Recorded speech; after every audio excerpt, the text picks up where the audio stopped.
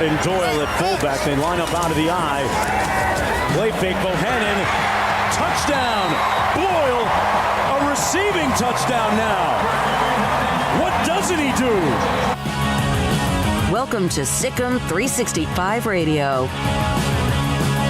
Here's Corum. And Corum, what a move. Corum, he needs a block. Corum, down the sideline. Blake Corum, touchdown, Wolverines.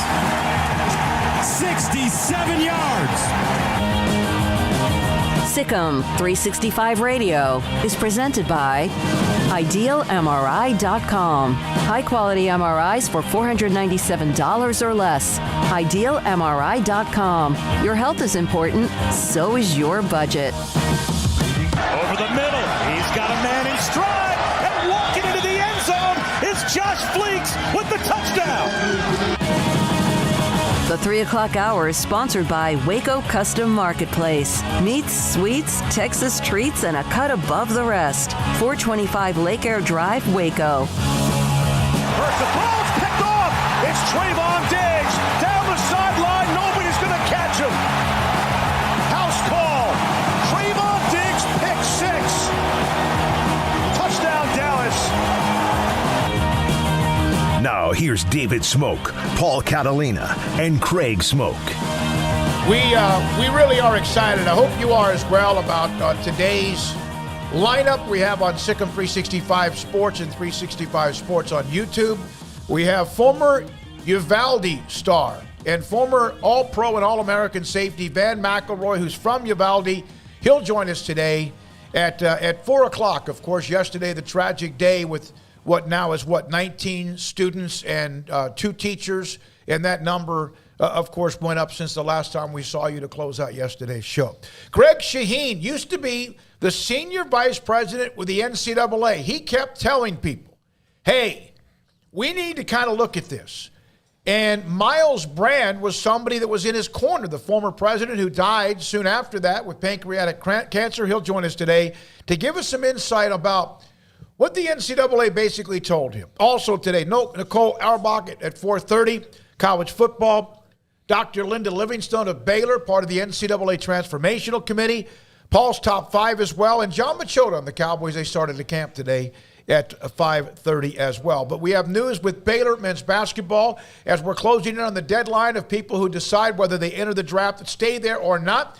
And a star player for them, Adam Flagler, thought this was going to happen, is back saying he's going to make one more run with Baylor, and that's a great addition, or at least a keep him in the fold for Scott Drew and the Baylor Bears. It's huge because you really don't know who's going to be the point guard next year. Langston Love coming off the knee injury, he's a point guard, but Keontae George, not a point guard, kind of a shooting guard, and LJ Cryer maybe could be, but he's also a shooter. So now you've got a guy who played point guard this year at times when James Akinjo was out and actually got pretty good at it, and out of Flagler, and a starting 5 of Flagler, Cryer, George, Jalen Bridges, and Flo Thamba is pretty good with what they got coming off the bench with Bonner and Love, and I'm leaving somebody out there, but and Caleb Lohner. It's pretty good top 8 that they have.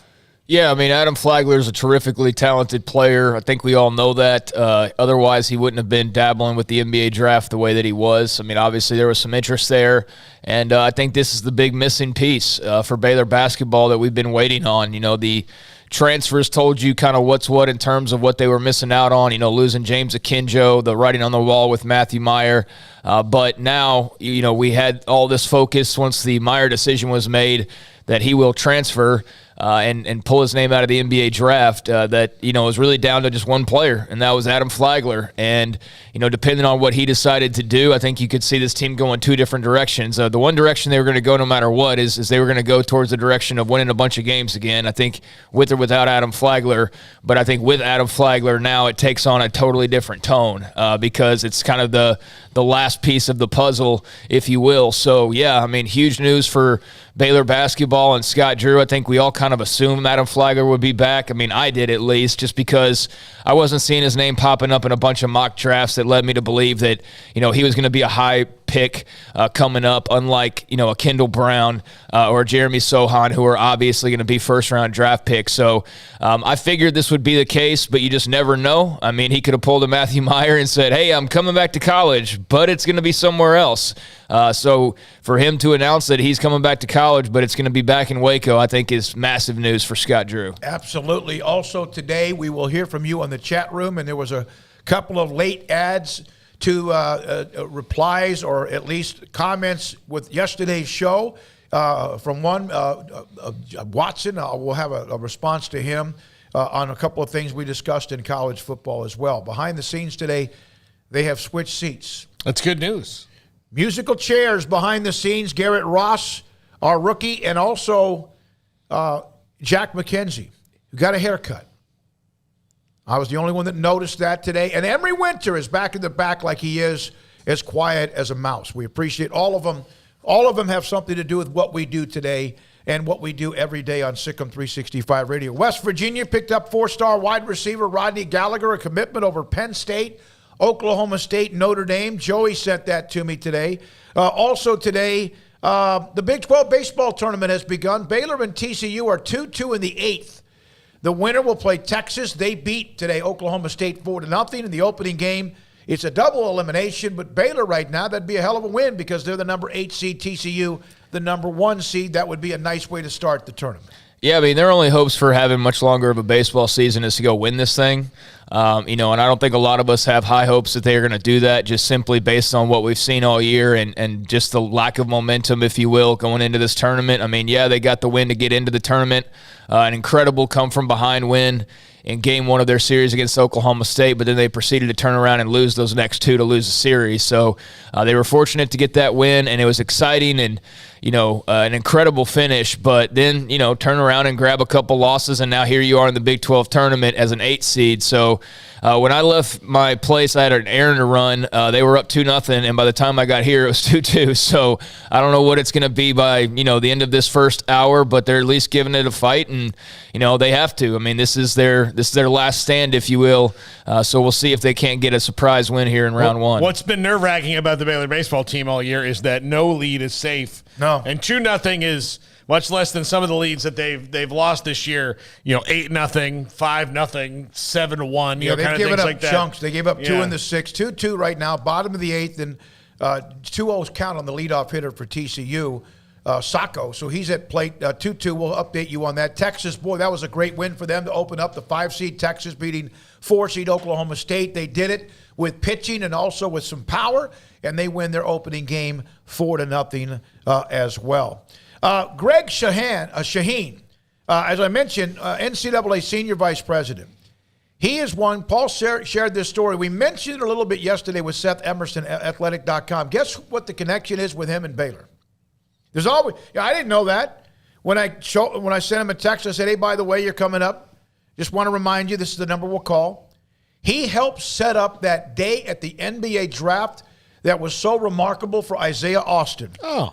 And he worked with Scott Drew and Baylor on that, so he's going to join us today. I did not know that. I would not have known that had Greg not shared that with me. He'll join us today at 3:30 as well. So that's that. Adam Flagler back. Big 12 baseball tournament has begun, and now TCU with the leadoff walk in the bottom of the 8th, tied at 2 apiece. That's about it. That's about it. We'll wait for Adam Flagler, possibly get him on today if we possibly can. So not Travis, Kendall Kaut wrote an article today in the Sikkim365.com premium section, and the article was this, based on the decision from Adam Flagler. He said, if Flagler returns, Baylor is the clear Big 12 favorite. Ahead of Kansas? Well, I mean, we talked about this before the show, before you got here, Smokey, and Kansas, look, Christian Brown staying in the draft. We haven't heard about Jalen Wilson yet. I guess they've got to the end of the day today, right? Yeah, I believe it. I believe that today end of the day today. Now, look, Kansas is probably going to get Tyrese Hunter from Iowa State. So that would be Tyrese Hunter and Kevin McCullough in the transfer portal. That's pretty damn salty. They've got the kid that they got from I want to say like Southern Illinois or wherever he came from last year that can score. Of course, they're going to have big-time recruits. They're coming off a national championship. But Baylor has more sure things probably right now than Kansas. But clear, to me, would maybe make it tough. I mean, that's I don't know if they're head and shoulders above Kansas, but I think you have more sure things when you get Flagler, Cryer, Thamba, all those guys back, plus your transfers in, and then one of the top recruits in the country. And Tyrese Hunter's not a given. No. That's not a given because Texas is in play there, or maybe somebody else is as well. And, of course, out there still waiting is Matthew Meyer, former Baylor star, a part of the national championship team, and what he ends up doing as well as he said he's going back to play college basketball. It's just a matter of who and when will get his who will get his talents and when he makes that decision as well. Now, let's break here early. Can we do that? Yeah. Because let's break here early. I'm going to work to see if Adam Flagler is available. Whether he is or not, we'll get to the chat room on YouTube 365 Sports with some of your questions, some of your opinions as well. Have I covered everything that was Mavericks, Craig, last night? Your boys did it. They dominate the Warriors. It got a little dicey in the late fourth quarter, but took care of their business. And I think that shows a little bit about where they are in the first place. Nobody expected, but also to say, okay, we're not just going to give this thing up and roll over and die. Yeah, I mean, credit to them. I don't think too many people thought they were going to lose last night's game despite my negativity. That's more based on the series itself. I'm sure you heard it last night. No one's ever come back from 3-0 down. But, I think that if you were going to pick a game last night that they were, if you were to pick before last night a game before the series, I guess if you were picking before the game last night, you probably had a pretty good feeling the Mavericks could win that game because it was their backs against the wall, and you just felt like Luka and company were not going to allow themselves to get embarrassed and just thrown off the floor the way that they would have been if it was a 4-0 sweep. So I think that was a pride win last night. I'm not going to put it past them to maybe extend it one more game. It does make a difference being at home, certainly, even with the rain delay in an arena. But yeah, I mean, I was not surprised by that result necessarily. I figured they would have a good showing with, no more mulligans left to give. So they fought and they were able to keep themselves alive for at least another day. And I don't know about how much farther they can take that and delay what still sort of feels like the inevitable. But good on them for not backing down and just going out there and letting the inevitable be the inevitable. They went out there and fought, and maybe they can be that first team to do it, but it's going to be really difficult. You have to win the first one, though, and they did that. You got to win one before you win 4, and you got to win 2 before that as well. They go back to Golden State now for Game 5. TCU has put 2 runs on the board in the 8th inning. A wild pitch also scored a run, but they've gotten to the pitcher, and it's 4-2 TCU. Let's see. Nobody out. Is that right? Nobody out, and they have a runner on first. So TCU might be about to pop this one open against Baylor after Baylor led 2-0 entering the bottom of the 6th inning. Sikkim 365 Radio and 365 Sports. Back in a moment. Not sure if it's Adam Flagler now or at some point down the road. We'll see next on Sikkim 365 Radio. Waco Custom Marketplace, WacoCustomMarketplace.com online, the weekly specials as we enter Memorial Day weekend. It is a great place for you to go to find what you need, including hot links, hot dogs. Hot links at $3.50 a pound, hot dogs at $3.25 a pound. They have hamburger patties available in packs. Also, whole chickens for $2 a pound. St. Louis-style ribs, $4.25 a pound. Spare ribs at $2.50 a pound. Baby back ribs at $4.50 a pound.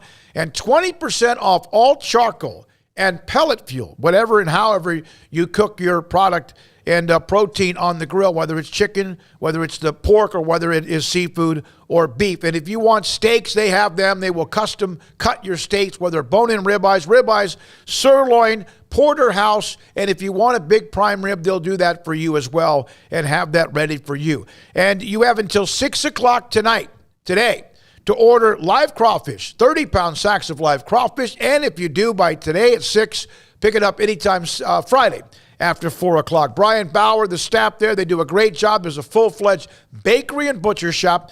It's Waco Custom Marketplace at 425 Lake Air Drive in Waco. Payments for qualified buyers at 2.9% for 72 months with $5,000 down cash or trade. TTL Extra. See dealer for details. Summer driving is coming. Save now at Richard Carr's Summer is Coming Savings Event. Find summer savings like a 2015 GMC Sierra 2500 HD for $318 a month, or 2020 Buick Encore for $288 a month, or get a 2015 Cadillac SRX for $212 a month. Our vehicles go through a 172-point inspection, and we pay top dollar for your trade. 100% approval is always our goal. At Richard Carr, we give you more. At Ideal MRI, we feel blessed to be a part of the Waco community. We're a small family business right here in Central Texas, and our goal is to bring down the cost of healthcare while maintaining high quality. At times like this, the cost of healthcare has never been more important, and unfortunately, significant illnesses and injuries still occur. That's why Ideal MRI is open and here to serve you through the difficult time. We offer premium MRIs just like a hospital with state-of-the-art technology and specialists, but you'll pay less. Sometimes thousands of dollars less, whether you're using insurance or not. At Ideal MRI, we accept most insurance and there are no hidden costs, even offering financing if that's needed. Everything included in the price, and you'll not get something as a surprise in the mail later on. If you need an MRI, ask your doctor about Ideal MRI. They'll know. You can schedule an appointment safely from home online in minutes at idealmri.com or give us a call, 833-IDEAL-MRI, idealmri.com. In the market for a quality metal building? Since 1943, Pioneer Steel and Pipe has helped Central Texas residential and commercial customers with metal building design, panel options, building components, and trim options. Pioneer Steel and Pipe's residential line is energy efficient, offers low maintenance, reduces insurance payments, is impact resistant, and carries up to a 45-year limited warranty. In addition, they can also help you find a metal building contractor for your project. Pioneer Steel and Pipe with locations in Waco and Bryan and at pioneersboys.com. In Texas, there's pea-size hail and baseball-size hail. Guess which one hit our house? We didn't even know where to begin, but we called our Texas Farm Bureau insurance agent, and he was so reassuring. He knew exactly what to do to get our house back into shape and our lives back to normal. Now, we're even more thankful for the roof over our heads. Stop by and see our agents at one of our 3 McLennan County locations. Coverage and discounts are subject to qualifications and policy terms and may vary by situation. Did you know that Waco Regional Tennis and Fitness is a partner of the city of Waco? Did you know that we are open to the public?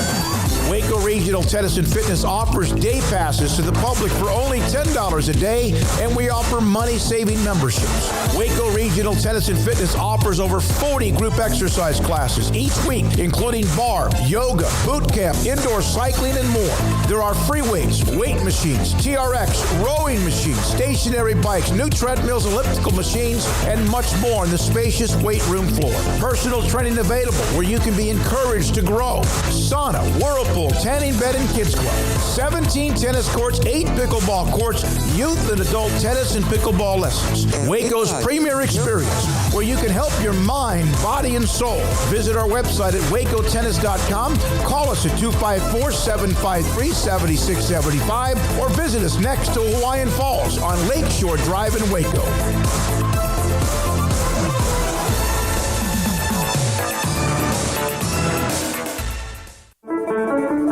One size fits all. That may be all right for an adjustable belt or cheap sunglasses, but when it comes to your financial needs, no one wants a one-size-fits-all strategy. Cam Heathcott, your Edward Jones financial advisor, knows that his most important goals are yours. That's why he takes the time to understand your needs, knowing you. That's how Edward Jones makes sense of investing. Cam Heathcott, covering Conroe and Houston, 936-756-7717, or cam.heathcott@edwardjones.com. Edward Jones, member SIPC.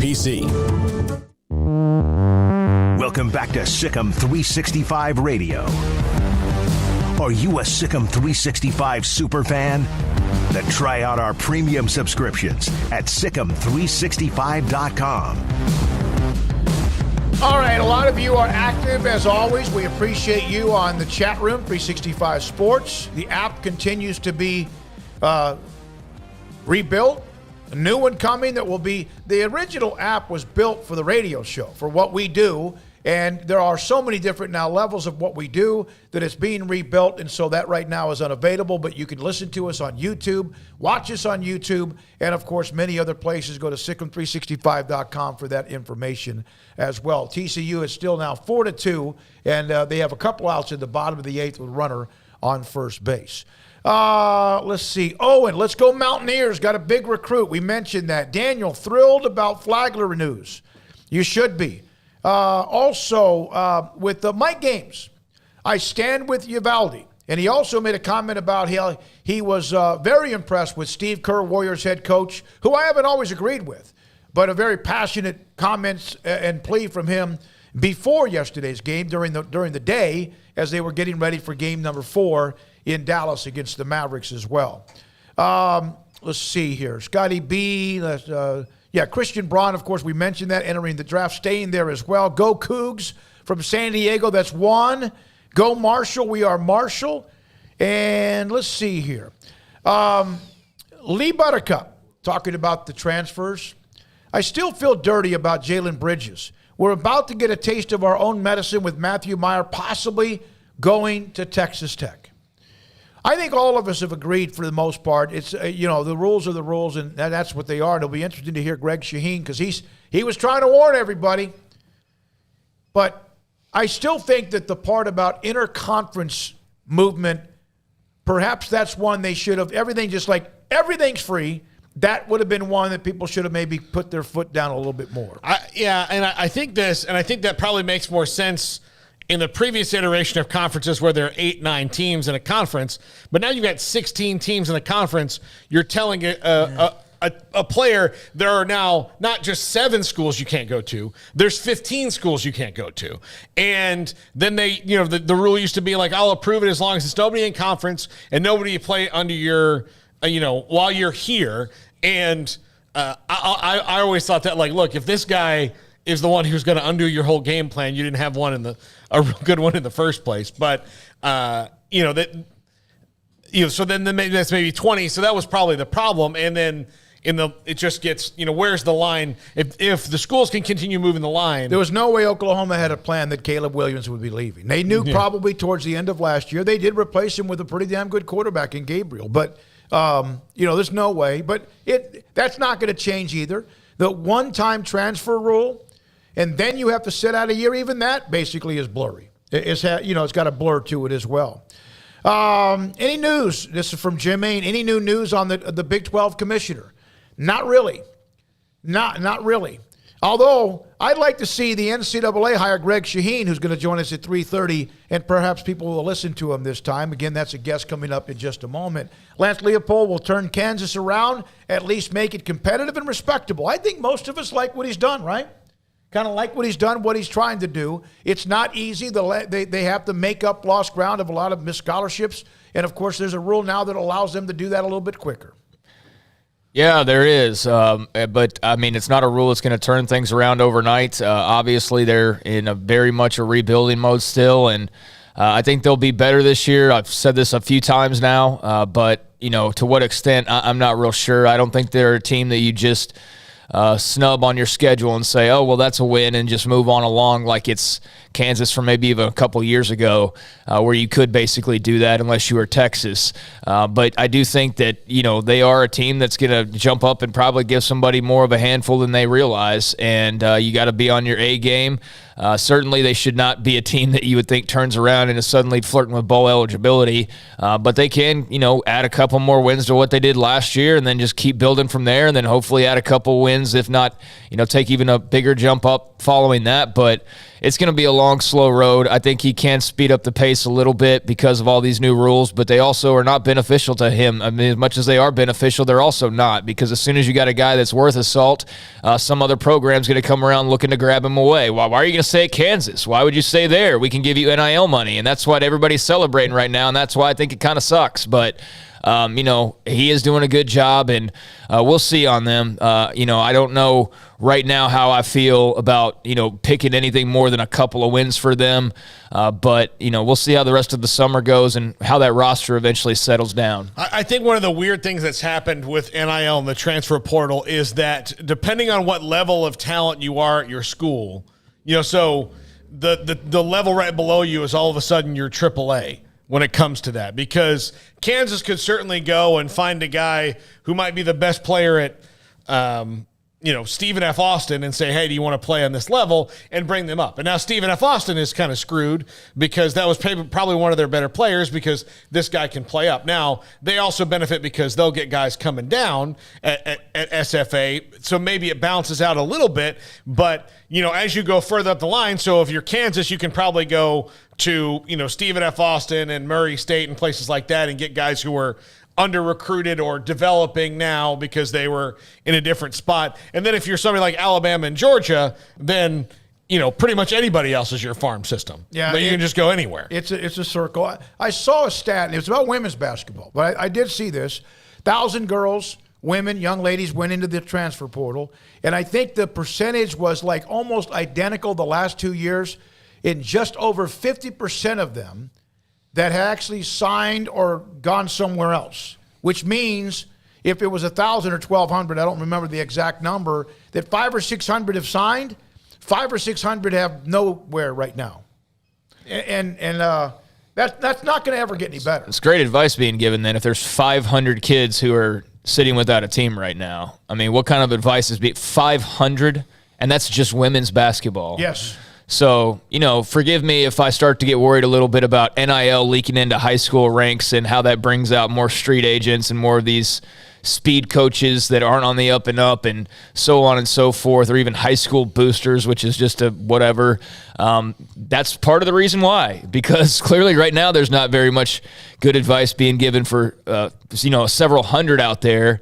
And look, maybe some of those weren't even advice. Maybe it's just like, I'm tired of being here. Let's just see what else is out there. But 500 just in women's basketball, I mean, I think that speaks volumes as to kind of the market right now. And look, if these people that are jumping in the transfer portal, kind of like the moment you do that, if you're a big star, great. Yeah, you're going to be Hollywooded up. You're going to be, valeted around the next campus that wants to bring you on. But for the majority, like 487 of them, I mean, what are they really hoping is going to be accomplished? Because I don't know that the market is there for them. So when you see, 1,500 kids in football are in the transfer portal, I can understand it for like 50 of them, but outside of that, like the other 800 something, I don't know what the plan is. So that's where it gets really wacky and a little bit out of control, I think, is just maybe some of the advice being given and just some of the decisions being made. But there's no doubt it benefits, plenty of people. Jordan Addison being right off the top, of mind. And we've talked about some of the deals been given in other sports as well. But that's a lot of players with no home, basically, or no real market for them, just sitting there and for whatever reason why, that's a shame. Juan, we will hopefully get back to your question. We answered it, and there's also some good discussion about it on the chat room about does recruiting rankings correlate to winning? And most of the time you'd rather have the players that are ranked high, but no. There are examples. Texas is one of them. There's a couple of other schools that are just like that recently. And then there are some on the opposite end of the spectrum. Houston's usually pretty good. They're not a part of any top highly ranked class. Baylor, Iowa State, TCU. So there's always some examples as well. We don't have too much time to get into that, though. Yeah, but no, it absolutely does. For the most part, I mean, when you look at the playoff teams, none of those teams are outside of the top 15 to 20 in recruiting, basically. Cincinnati's an outlier. And, Cincinnati's coming from a conference where they had a bit of an easier path. It's not a knock on them, but if they were in the SEC, they wouldn't have been in that playoff. So they were an outlier in that regard. But for the most part, the teams that have made it are the same teams that we talk about ad nauseum, who have all the benefits and that are a part of that exclusive club. And they are typically a part of the top 10, if not top 5 playoff or recruiting rankings. So, yeah, you can go win conference titles without being top 5 or top 10, but winning national championships, there's not really a lot of proof that you can finish 35th in recruiting, a couple years in a row and then find yourself there. I mean, that's an extreme outlier. So you don't have to be a top 5 to top 10 to win a bunch of games and to win some championships, but to win a national championship, I think the signs point to, you kind of have to be in that sort of ballpark. And that's what was great about Cincinnati was they were not a part of that club. That's exactly right. And they had a great run because they hit on the guys they had to hit on in a couple of positions of course, 2 outs in the top of the ninth. Baylor down 4-2 to TCU as TCU tries to wrap up that first-round win. Will play Texas if they win. By the way, Baylor just had a walk with 2 outs now. 2 outs in the ninth, 4-2 TCU. When we come back, I did not know much about him. What a story by Seth Emerson in theathletic.com about Greg Shaheen, former NCAA senior vice president. A lot of us have talked about how the NCAA stuck their head in the sand for a long, long time. He was in the middle of that, trying to take their heads out of the sand. He's next on Sikkim 365 Radio and 365 Sports. Allen Samuels, Dodge Chrysler Jeep Ram Fiat. Right now, the Memorial Day sale continues through the month of May, through this weekend as well. And, of course, May ends early next week. The 2022 Ram, the Ram truck back-to-back-to-back, Motor Trend Truck of the Year, back-to-back-to-back. It just never changes. They're just that good. 1,500 Lone Star Quad Cab, total values of $7,000 right now. Or you can get 25% bonus cash and 0% financing for 60 months. Also, the 2022 Wagoneer Series 2 and 3. Starting to see many more commercials with them. The Wagoneer 2 or 3 Series, a beautiful SUV. On a lot of the stuff that I watched, whether it's the NBA playoffs or the PGA Championship last weekend, it is a spectacular vehicle. I have driven in it. Thanks to Ted Teague. He said, hey, drive this around. I did. It is phenomenal. 2.9% financing available for either one of them for 72 months and $3,000 bonus cash. First responders on various vehicles get a $500 bonus back, get a bonus cash back and extra savings. Allen Samuels, Dodge Chrysler Jeep Ram Fiat. Tell Ted Teague I said hello and his great staff. Loop 340 east of 84 in Waco. Baylor University is where lights shine bright. So, let there be light. Let there be roommates and teammates, scholarship and championships. Let there be fresh starts and new traditions, fast friendships and lasting impacts. Let there be laughter. Let there be joy. Let there be light. Baylor University, where lights shine bright. From the first workout to the last practice, sports is an incredible and rewarding challenge. Hi, this is Dan Ingham with the First National Bank of Central Texas, and we're proud to support each athlete, every parent, and our educators. From families, small businesses, to the biggest industry, we're here to help. With remarkable products like our free First mobile app, we've got banking ideas that fuel big dreams. That's the First National Bank of Central Texas. Familiar faces making local decisions. Member FDIC, Equal Housing Lender. Boots add protection. Good boots help you climb better and move forward faster. And when your son or daughter steps into the boots of a U.S. Army officer, they also learn how to lead. In these boots, they'll gain more confidence with expert training in one of more than 150 occupational specialties. In these boots, they'll stand a little taller and lead a team with diverse backgrounds and areas of expertise to successfully accomplish whatever challenge comes next. In these boots, they'll earn respect with valuable experience from day one that will give them solid footing for success into the future. Highly qualified candidates who earn a spot on our team can receive comprehensive health care coverage, college tuition assistance, and a bonus of up to $40,000. See all the things your son or daughter can achieve in our boots at GoArmy.com. U.S. Army Waco Recruiting Company, 254-598-8131 or 254-776-1543.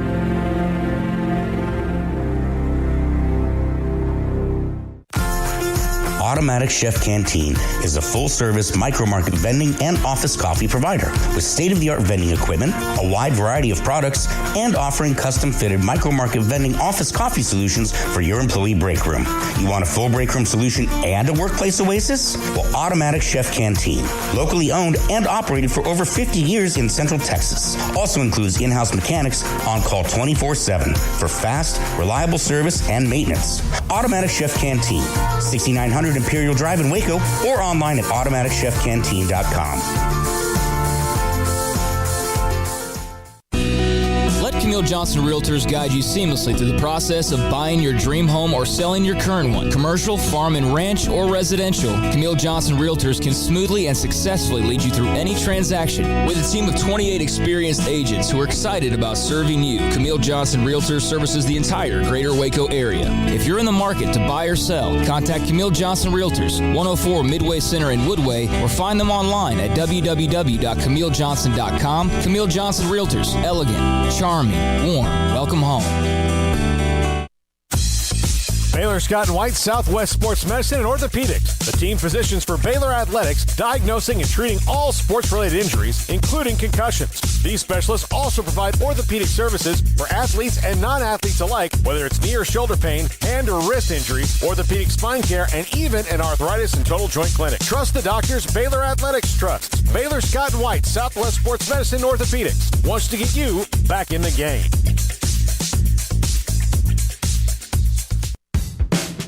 This is Sikkim 365 Radio. Text us at 254-339-1122. The Sikkim 365 Radio text line is sponsored by Riverbend Liquor and Wine, with the most extensive variety of craft beer in Waco. A hidden gem on Lakeshore Drive and 19th Street. You know, I think we have all used various analogies of the NCAA throughout the years, but a lot of it was just stubbornness. A lot of it was sticking their head in the sand. And I read, Paul's the one that alerted me to the story, the NCAA, it's NIL reluctance, and the man on the inside who was right all along by Seth Emerson. Greg Shaheen, former senior vice president of the NCAA, joins us on Sikkim 365 Radio. Greg, thank you very much. I got to tell you, man, I love this story by Seth, and I love what you tried to do. Has anybody contacted you with any kind of decision-making since even yesterday's article came out saying, please come back and help us?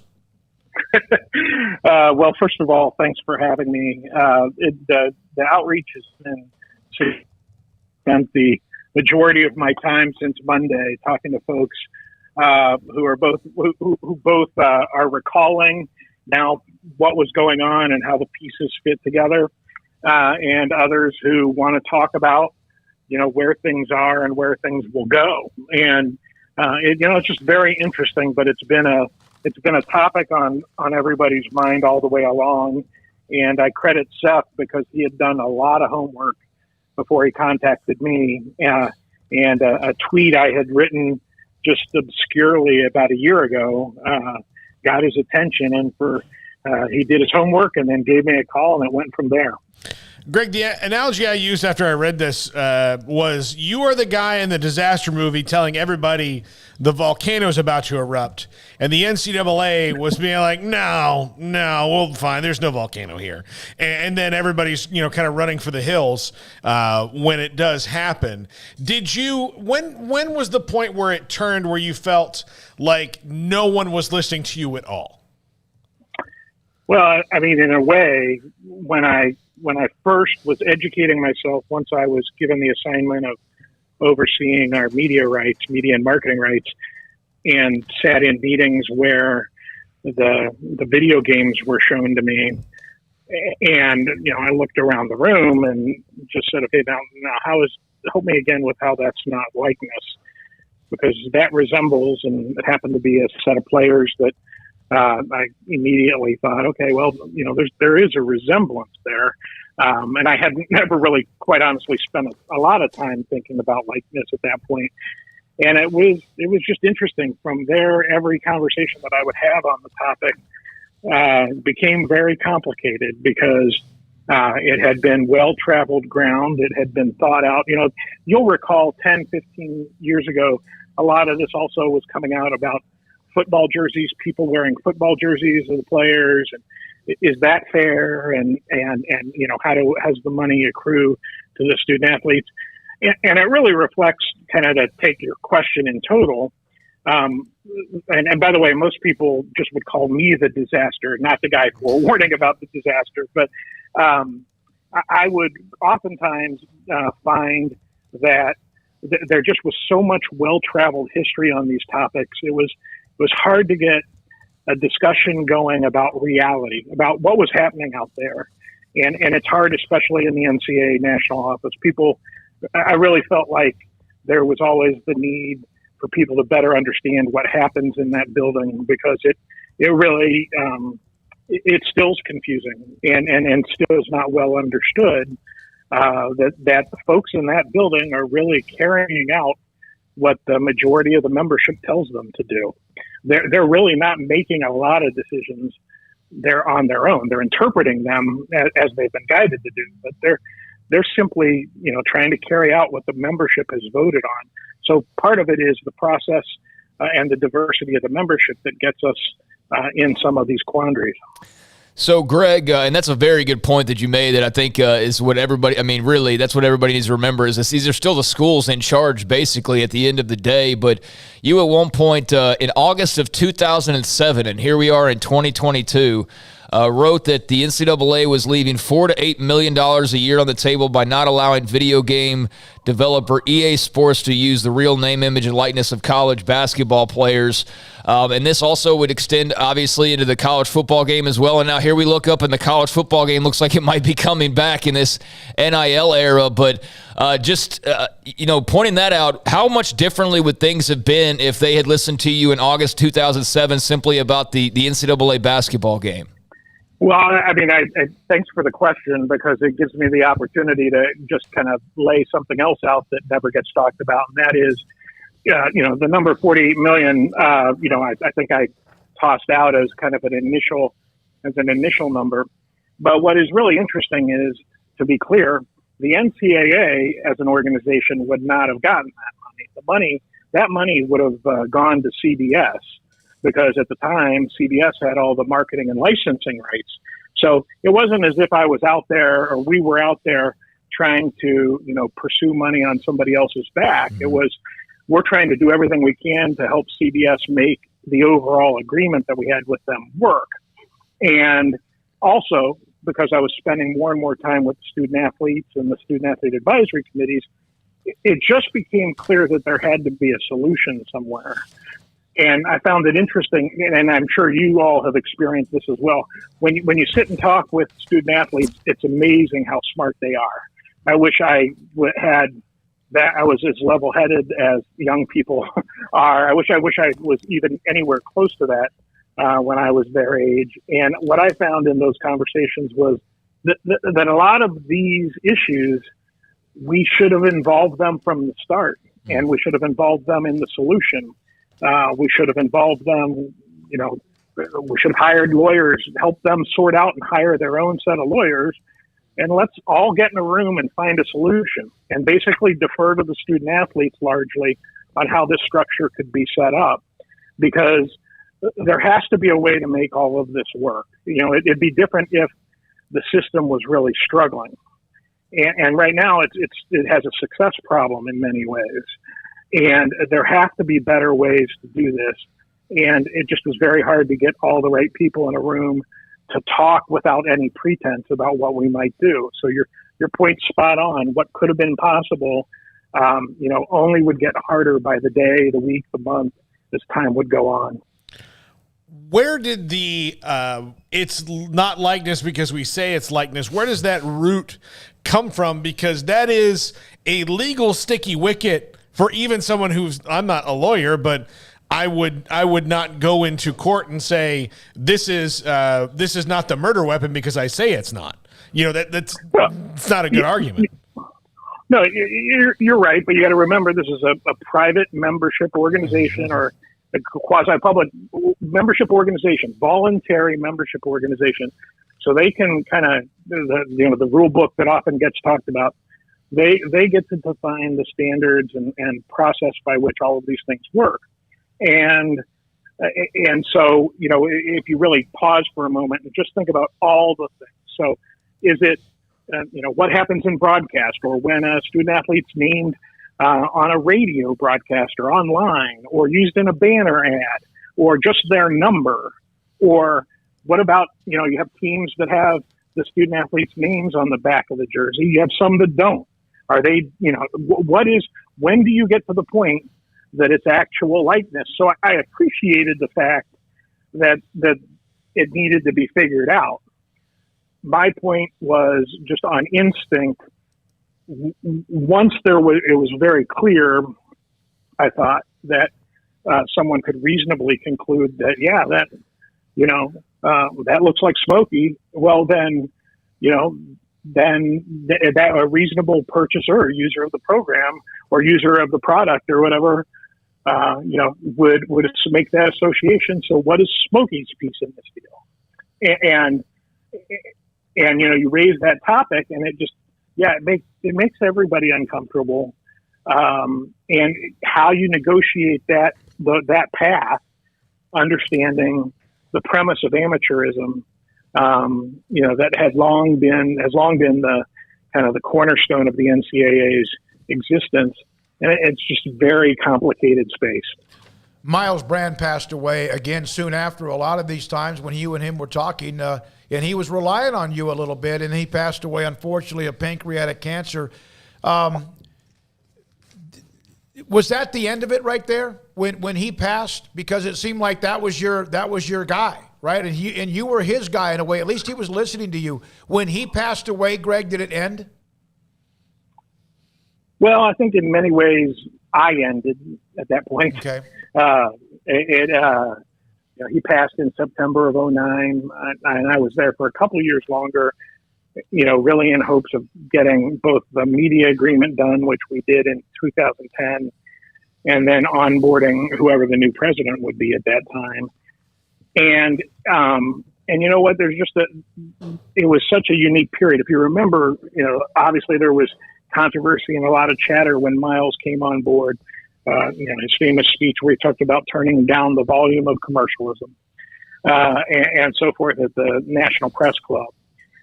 But also then he was known for firing some head coach in basketball. I can't remember who it was, but apparently somebody pretty well known. And so everybody had concluded that he would be a certain way.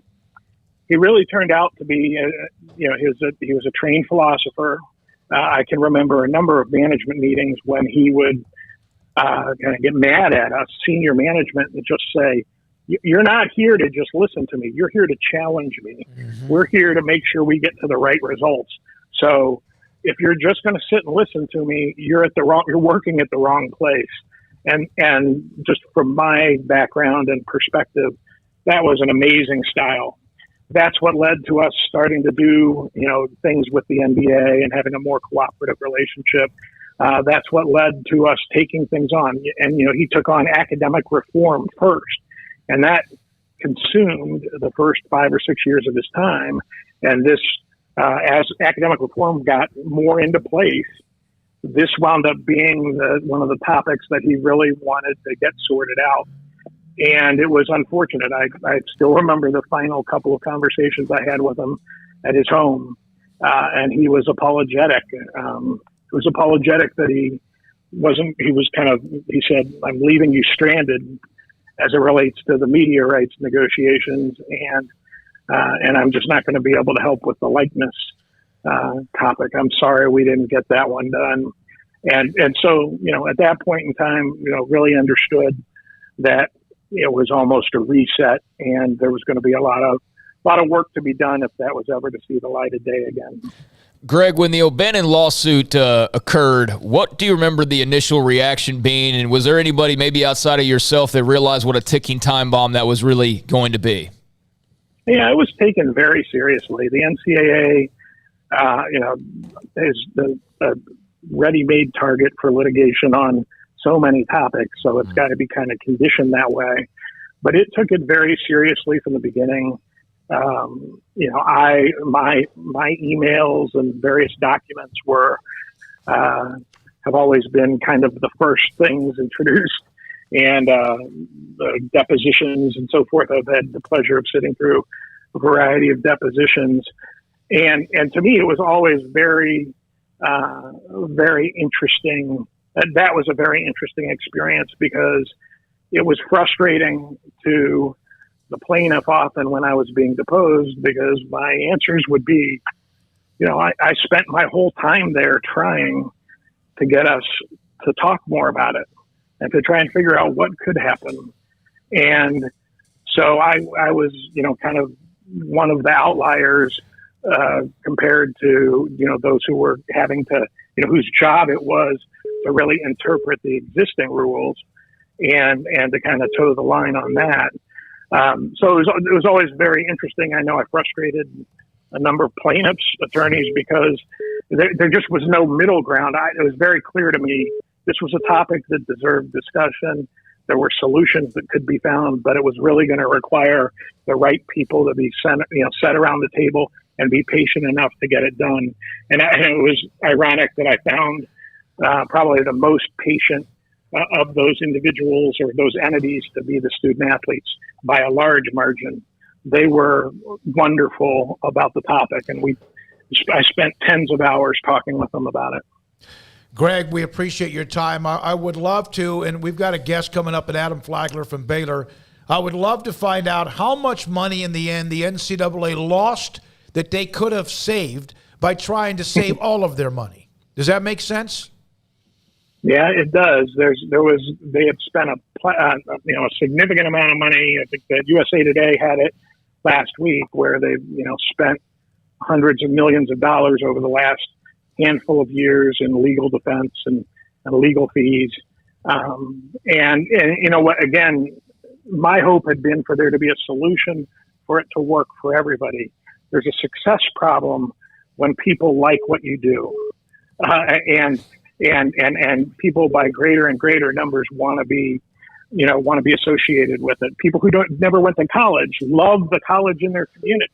I mean, it's a fantastic opportunity.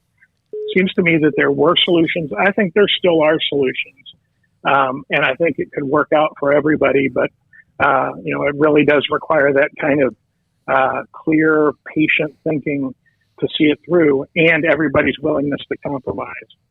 Greg, great stuff. Again, Seth Emerson, theathletic.com. And Greg, two things. I hope that you are contacted to help run whatever's left of the NCAA, and I mean that. Joe Moglia was on with us a week or two ago. He has some great ideas as well. Great man, yeah. I wish the two of you were the ones running the meetings and people listen to you. And God bless you for trying to help, and we appreciate your time. And if you don't mind, I'd like to get you on again sometime here pretty soon. Absolutely. Anytime on any topic, glad to do it. I really appreciate it. Greg Shaheen, former NCAA senior vice president, who tried and tried and tried to explain to the NCAA that they were in quicksand and maybe going to just drown, and no one really would listen to him except the late Miles Brand.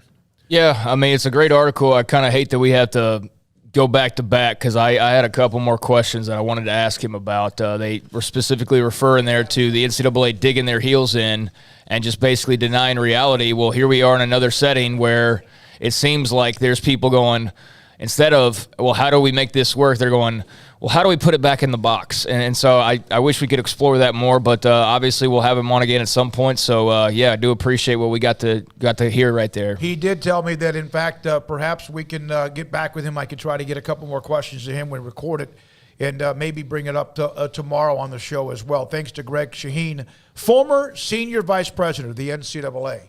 We're now joined by Baylor guard Adam Flagler, who today announced that he's coming back. He entered the NBA draft, tested the waters, also was a guy that there was interest in, but decides to come back for another year at Baylor. He joins us on Sikkim 365 Radio. Adam, thank you, young man. We appreciate it. Baylor fans are thrilled. I'm sure Scott Drew and staff are thrilled. Are you thrilled?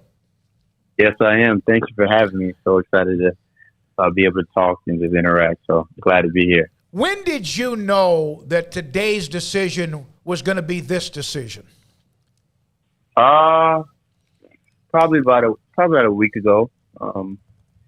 Talking with my agents, talking with my family, I just felt like at the end of the day, this was the best decision for me to, better myself and get to where I want to be at the end of the day and last. So, Adam, what did you learn at the NBA Combine? Because there's so much going on there. There's a lot of workouts, a lot of scouts you can talk to. What did you pick up? Just learned how to be a professional at the end of the day. The whole draft process was, very educational for me in the sense of the amount of time you need to put on your body in the sense of, recovery, prehab, rehab, post workouts, continuing to get that rehab to keep your body, because your body is your tool at the end of the day to get you where you want to be. So learning about that, learning more about my game, being able to compete, with the best of the best. It just was an amazing experience all in all. Adam, the fact that you guys had the ability to have an agent to kind of help guide you through that process, the fact that you have the ability to declare and then still have that window to be able to come back, whereas in the old days, you declare you're gone and there's certainly no agent involved. It's totally different. How beneficial do you feel like that aspect of it is, that you can go kind of seek some information out and you can have somebody guiding you, but you still at the end of the day have that decision to come back? Oh, it's amazing. I'm so blessed for, the ability to be able to do that. A lot of guys are blessed at the end of the day because, this is a amazing experience, but it can be stressful at times, and guidance and everything that's going on is important. So being able to have somebody in your corner, like an agent, to communicate, to give you insight on what you're going to expect coming in, doing the interviews, doing these workouts, and to be able to decide from there whether or not to come back. It's just an amazing experience all in all, and I'm just glad that I was able to go through it and grow as a person. Based on what we know about Scott Drew and the staff, all of them, everybody that's there, I'm sure they said, no, you need to find out whether it's you or Matthew Meyer, who's coming back, not to Baylor, but somewhere, or last year or 2 years ago or whatever else. What is the support level from them when you told them you want to go look around? It's extreme support. They're in our corner regardless of what we do. And, I wanted to test the waters and go out there and see, what the NBA thought of me. And I got everything that I needed back, and I know what I need to do to get to that next level. But I know that the things that I've learned will be able to come back and be able to use and help and lead and communicate and get us to where we want to be at the end of the day. And that's the ability to win a national championship again. So, Adam, I'm not even getting into the front court, but the back court coming back with you, now Keontae George coming in, Cryer's going to be back, Bonner another year, some of those things. You guys, Langston Love is back, pretty lethal and deep back there, aren't you? Definitely. It's exciting to be able to be a part of such a backcourt like that and to be able to, give my knowledge in the sense of just the experience that I have and be able to play with such a great group of guys. They're going to be able to, help me grow. I'm going to be able to help them grow. So all in all, we're going to be able to push each other to get to the level we want to be at. Adam, what did the NBA tell you? They told me, at the end of the day that, they see the scoring potential. They see, my shot making potential and how efficient I am as a scorer, but they do want to see me with the ball in my hand. They want me to continue to show that I am a combo guard. So, coming back, communicating with the coaching staff as well as them, having ears out there and understanding what's going on. I felt like there was just the right situation to come back and be able to show that so I can, next time, around this time next year, I'll be able to, be getting drafted. So you had to do that this year on occasion. Of course, James went down when he had his bruised tailbone, among others, and you yourself had to battle along with others. How much did last year, the experience of being the point guard, give you the confidence you could do it this year? The opportunities that I did have, it was really just a testament to my abilities prior to, the coaching staff, I believe, wouldn't throw me out there to be a point guard if they haven't seen it already. We play against each other in practice. Me and James compete. Me, Davion, Maceo, Jared back then used to compete, and I used to play point guard at times. So I'm very comfortable in those opportunities. I just know that it'll be heightened this year, and I'll be able to show a lot more. You mentioned some of those guys who have gone on to the pros. Obviously, Davion had a very successful year. Everybody else is kind of in the process of finding their footing. Have you been able to already sort of lean on some of those guys who have gone on to the pros to seek their advice? Definitely. I've definitely been able to communicate with them and just stay in touch. And, they give us great insight on kind of the things that they have to go through and deal with. And, it's so important to be able to have that communication. And it gives you a step ahead in the sense when you are entering those fields and you are stepping out there and going to the NBA. I feel like I have an advantage already being able to talk to those guys. What did Coach Drew and was he the first one you called when you told him you were going to come back for another year? Yeah, definitely. I wanted to call Coach Drew and notify him. And, we had a great conversation. It was super exciting. Super excited for the year to come and just can't wait. How much, Adam, after the way things ended last year back in Fort Worth, how much does that still fuel you and everybody else?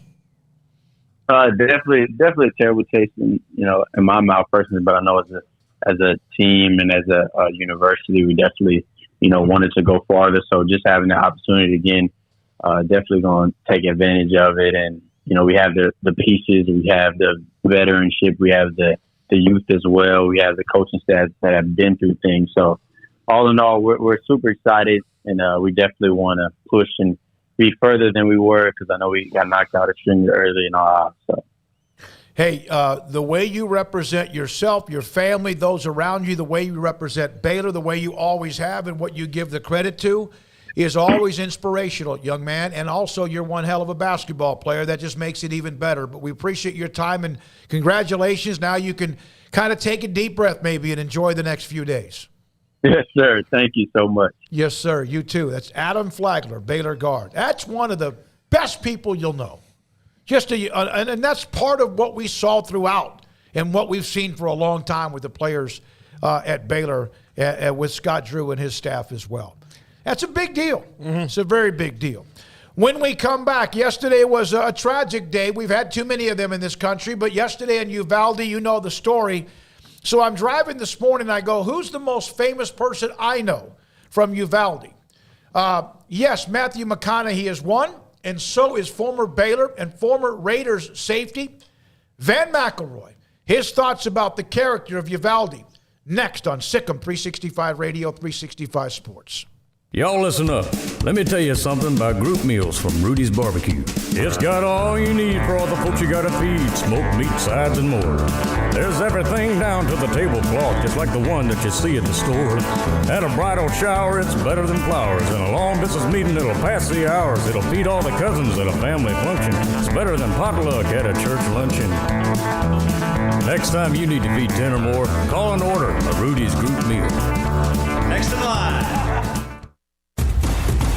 Hey, this is Bryce Petty, former starting quarterback and two-time Big 12 champion, and I know firsthand the importance of being in top shape both on and off the field. So listen up, men. If you're feeling beat down day in and day out and looking for that high-performance edge that separates the men from the boys, then look no further than the Petty Clinic Low T in Waco. Petty Clinic is a comprehensive men's healthcare clinic with an atmosphere catering to men. Board-certified Dr. Kent Petty has a special interest in offering the highest quality medical care to men of all ages. Some of the services offered include screening and treatment for low testosterone or thyroid, infertility, high blood pressure, diabetes, high cholesterol, sleep apnea, while offering comprehensive wellness exams and complete men's health lab panels. High performance men, remember, it's not just a Petty thing. This is Bryce Petty, encouraging you to reach out and Google search Petty Clinic Low T or go to pettycliniclowt.com and get your complimentary lab screening today. With so many companies and policies out there, it gets so confusing shopping for insurance, and I never know if I'm getting the policy that's right for me. Luckily, I met the team at the Niche Group Insurance Agency. With the Niche Group, you can go to one company and get access to coverage options from many insurance carriers, and you get to speak to a real person about your specific coverage needs. With the Niche Group, I know I'm getting the right coverage at the right price. If you need insurance, talk to the experts at the Niche Group at 1-800-258-8302. Do you or your kids get nervous about going to the dentist? Stonewood Dental, Dr. Steve Childress, he can help. I've spent a career taking care of patients who as children had bad experiences, and now they're adults that hate going to the dentist. If I get a kid at 3 years old and they come every 6 months and it's a happy experience, it's normal for them. Now they have an accident at 6 or 7 or 8 at school. Now they have a broken tooth or a trauma, and they have to come here. They're used to lights, they're used to water in their mouth, they're used to experience, they already trust us. It's amazing what we can do with that kid without it being a negative thing. But if I see a 6 or 7 or 8 year old that's never been to the dentist, and now they have a trauma or an unfortunate unexpected toothache, it's harder to do that for that kid and it not be somewhat of a negative experience. So bottom line is I try to teach kids and adults and teenagers and everybody the way I'd want my family treated, which is where it's a necessary part of life. You just take care of it. It doesn't have to be that big a deal. Learn more, stonewood-dental.com. You know what would make this moment better? Pizza. Dough made from scratch and an Italian family sauce recipe pizza. 3 fresh signature cheeses making a melty blanket of perfect pizza. Bob Mock has owned Marco's Pizza franchises since 2013 and has been delivering pizza since 2001 and is the proud owner of 4 locations in the Waco area, in Belmead, China Spring, Woodway, and soon to be open in Robinson. Order at marcos.com to make any moment better. Marco's. Pizza lovers get it.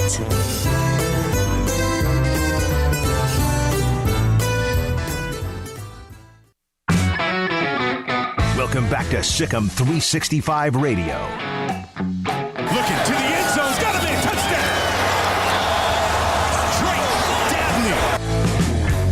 The 4 o'clock hour is sponsored by Boozer's Jewelers, the wedding ring store, specializing in custom jewelry and repair, all in-house. Now here's David Smoak, Paul Catalina, and Craig Smoak. He is Van McElroy from Uvalde, Texas. All-pro safety, All-American safety, played at Baylor, played a long time in the NFL, has also been a part of representing players in the NFL as well. He joins us on Sikkim 365 Radio. Paul Catalina, David, and Craig Smoak as well. Van, we've had you on many times about the memories and reminiscing about your career and much more. But obviously with what happened yesterday in your hometown, what has it been like, and what your thoughts about your great city and hometown? It's just it's been sad, obviously, and then I think everybody's just trying to wrap their arms around it a little bit, guys. Something like this just doesn't happen in a Uvalde. You know, it just doesn't. And unfortunately, it has. And obviously, I know some of the parents and the grandparents, and it just has everybody, I think, reeling a little bit, trying to figure out just how this happened, what really that it actually happened. Tough. Van, when you found out, obviously we all had the same feeling yesterday when you found out, but like you said, it doesn't happen in Uvalde. Talk about the city of Uvalde a little bit for people outside the area who may not know about, what kind of town and city it is. Listen, guys, I grew up here. We moved here when I was 6 months old, and the area that we lived, Laurel Street, was that whole neighborhood.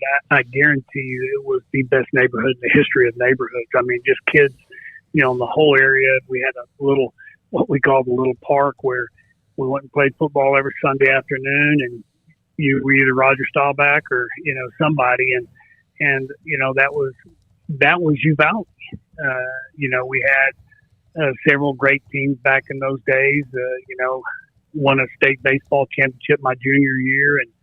And so a lot of just great memories with success with a lot of friends, and just a place that you really fall in love with.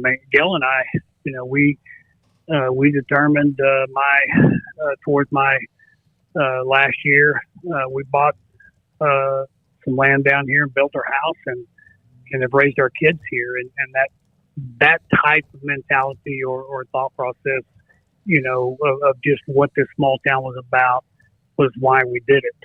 It's just a great place to raise kids and have a family. I mean, that's what this place is. And so for something like that to happen, I think it just really has everybody just trying to wonder what the heck is going on. Because it's a great place, guys. It just is. Yeah, Van, I imagine there's other communities out there who are, seeing the news and like, well, that could never happen here. But I imagine Uvalde was one of those places where people probably say, well, that'll never happen here as well, right? Absolutely. And so obviously it does. And it begins to make you wonder, where's our world? How are these types of things happening, and why? And I don't know that I have any answers, guys. I just know that at some point here, I have a little 8-year-old grandson, and fortunately for us, he was at another elementary school, and I just think about it, going, goodness gracious. I mean, the parents and the grandparents showing up. I mean, there was a time and point where they were they're there, and you're not knowing if your child is alive or not. And I hate to say this, but I'm just trying to make it as real and so people can understand what was going on. But the children were still laid out in the classroom where they had been shot, and the parents are outside again wondering, just I haven't seen my child today. Are they in there? Are they not? And it just pains me, man. I mean, it's a tragedy, for the people. And I don't think any of us, certainly myself, cannot say, well, how someone feels. No, you can't know how anyone feels that has lost a child or a grandchild, and so all I know is that I can get emotional with it because I know how much I love, all of our grandchildren, and we have 7 now, and just to be put in that position where you're showing up and something like this happen is just it's just hard, guys. Van, you mentioned you have a grandchild. You have a granddaughter. It's at one of the other elementary schools in Uvalde. Grandson. And he's a third. He's a William the Third. When you heard the news, did you know which school it was? Well, let me tell you this, guys. I had decided I was going to go eat some lunch at this little Mexican food place, Bosca's, and I always sort of go the back road toward the place, and so I was headed that way, and it was about 11:30, and I get over, and I always go by Rob, and where I'm headed over to this restaurant, and man, there were police cars everywhere, lights flashing, cars in a line. I'm going, goodness gracious, what's going on, man? And I kept circling around where all the different exits and streets were just closed, and again, police, and as you're driving, there were just cop after cop, coming, flying with their lights, and I'm going, goodness. So I pulled over, I saw somebody, and I just asked what's going on, and that's when I found out that there was a shooting. So I was in the midst of it when it was actually, sort of happening, or probably had happened with all the cops coming in and what have you. And so I just began to reach out to some people and let them know what was going on. And it was just and then when you get the graph, just the whole idea of just what was taking place at that moment, it's overwhelming. I mean, it's just, it really is. And again, our grandson, William, was at Anthem, and it's not that far away from Rob. But, hey, it could have very well been over there, and so just a lot of, I think everybody is just sort of just, no one really knows what to say, because I think everybody, realizes it could have been us, or so it's a time, I think, right now where everybody's just kind of in shock and trying to figure it out. And I don't know. In things like this, I just don't know when there will be a lot of answers, to be honest with you. Van McElroy from Uvalde, Texas, with us on Sikkim 365 Radio and 365 Sports. As you know, when this happens, and it's happened way too many times, the next time will be too many times, people converge on the city. They start to, of course, cover the story, cover the background, cover the various things, the angles or whatever. The city of Uvalde, how strong a city is it, Van? It's a very strong place. Good people, good, solid, God-fearing, type of society down here, and a lot of ranchers, farmers, and what have you, and just just good people. And I think y'all know when I use that term, just kind of what that means. It's and you can you unlock, you leave your doors unlocked and half the time, and it's still that type of a place.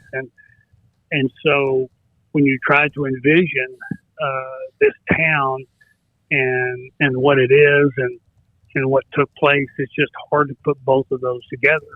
And I think it should just make everybody realize, this can happen at anywhere at any time, and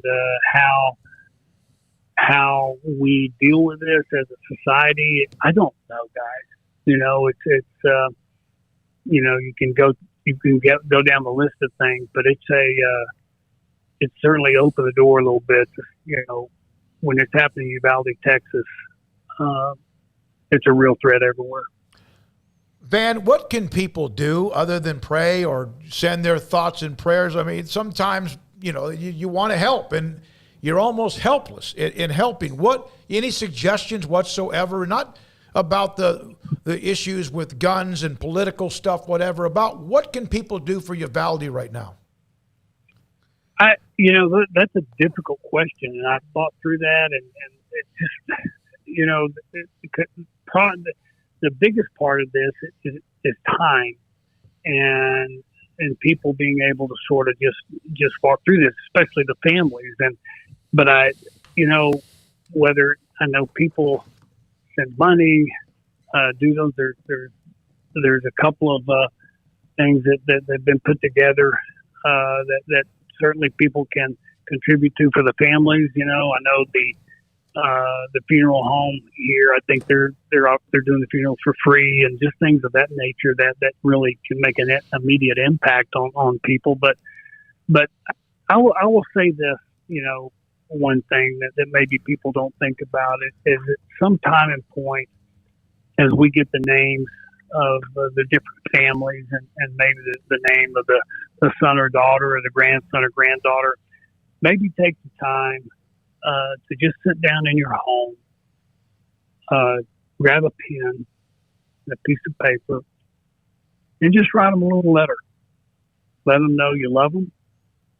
Let them know that you're thinking about them. And sometimes when it's just coming from people that maybe you don't even know, it can be powerful, and it can be, it can just sometimes give people a real sense of feeling that people out there really do care. People I don't even know. Mm-hmm. And, this country's so good at that. But I think something small like that can make a big difference. Van, would you mind if I, for those who are listening, if anybody wants to write a note, if they want to send it to me, if I could then pass it on to you and send it to you at some point, get your address and send those to you, or is that okay? Absolutely. And you could distribute them around. Okay. All right. That would be fine.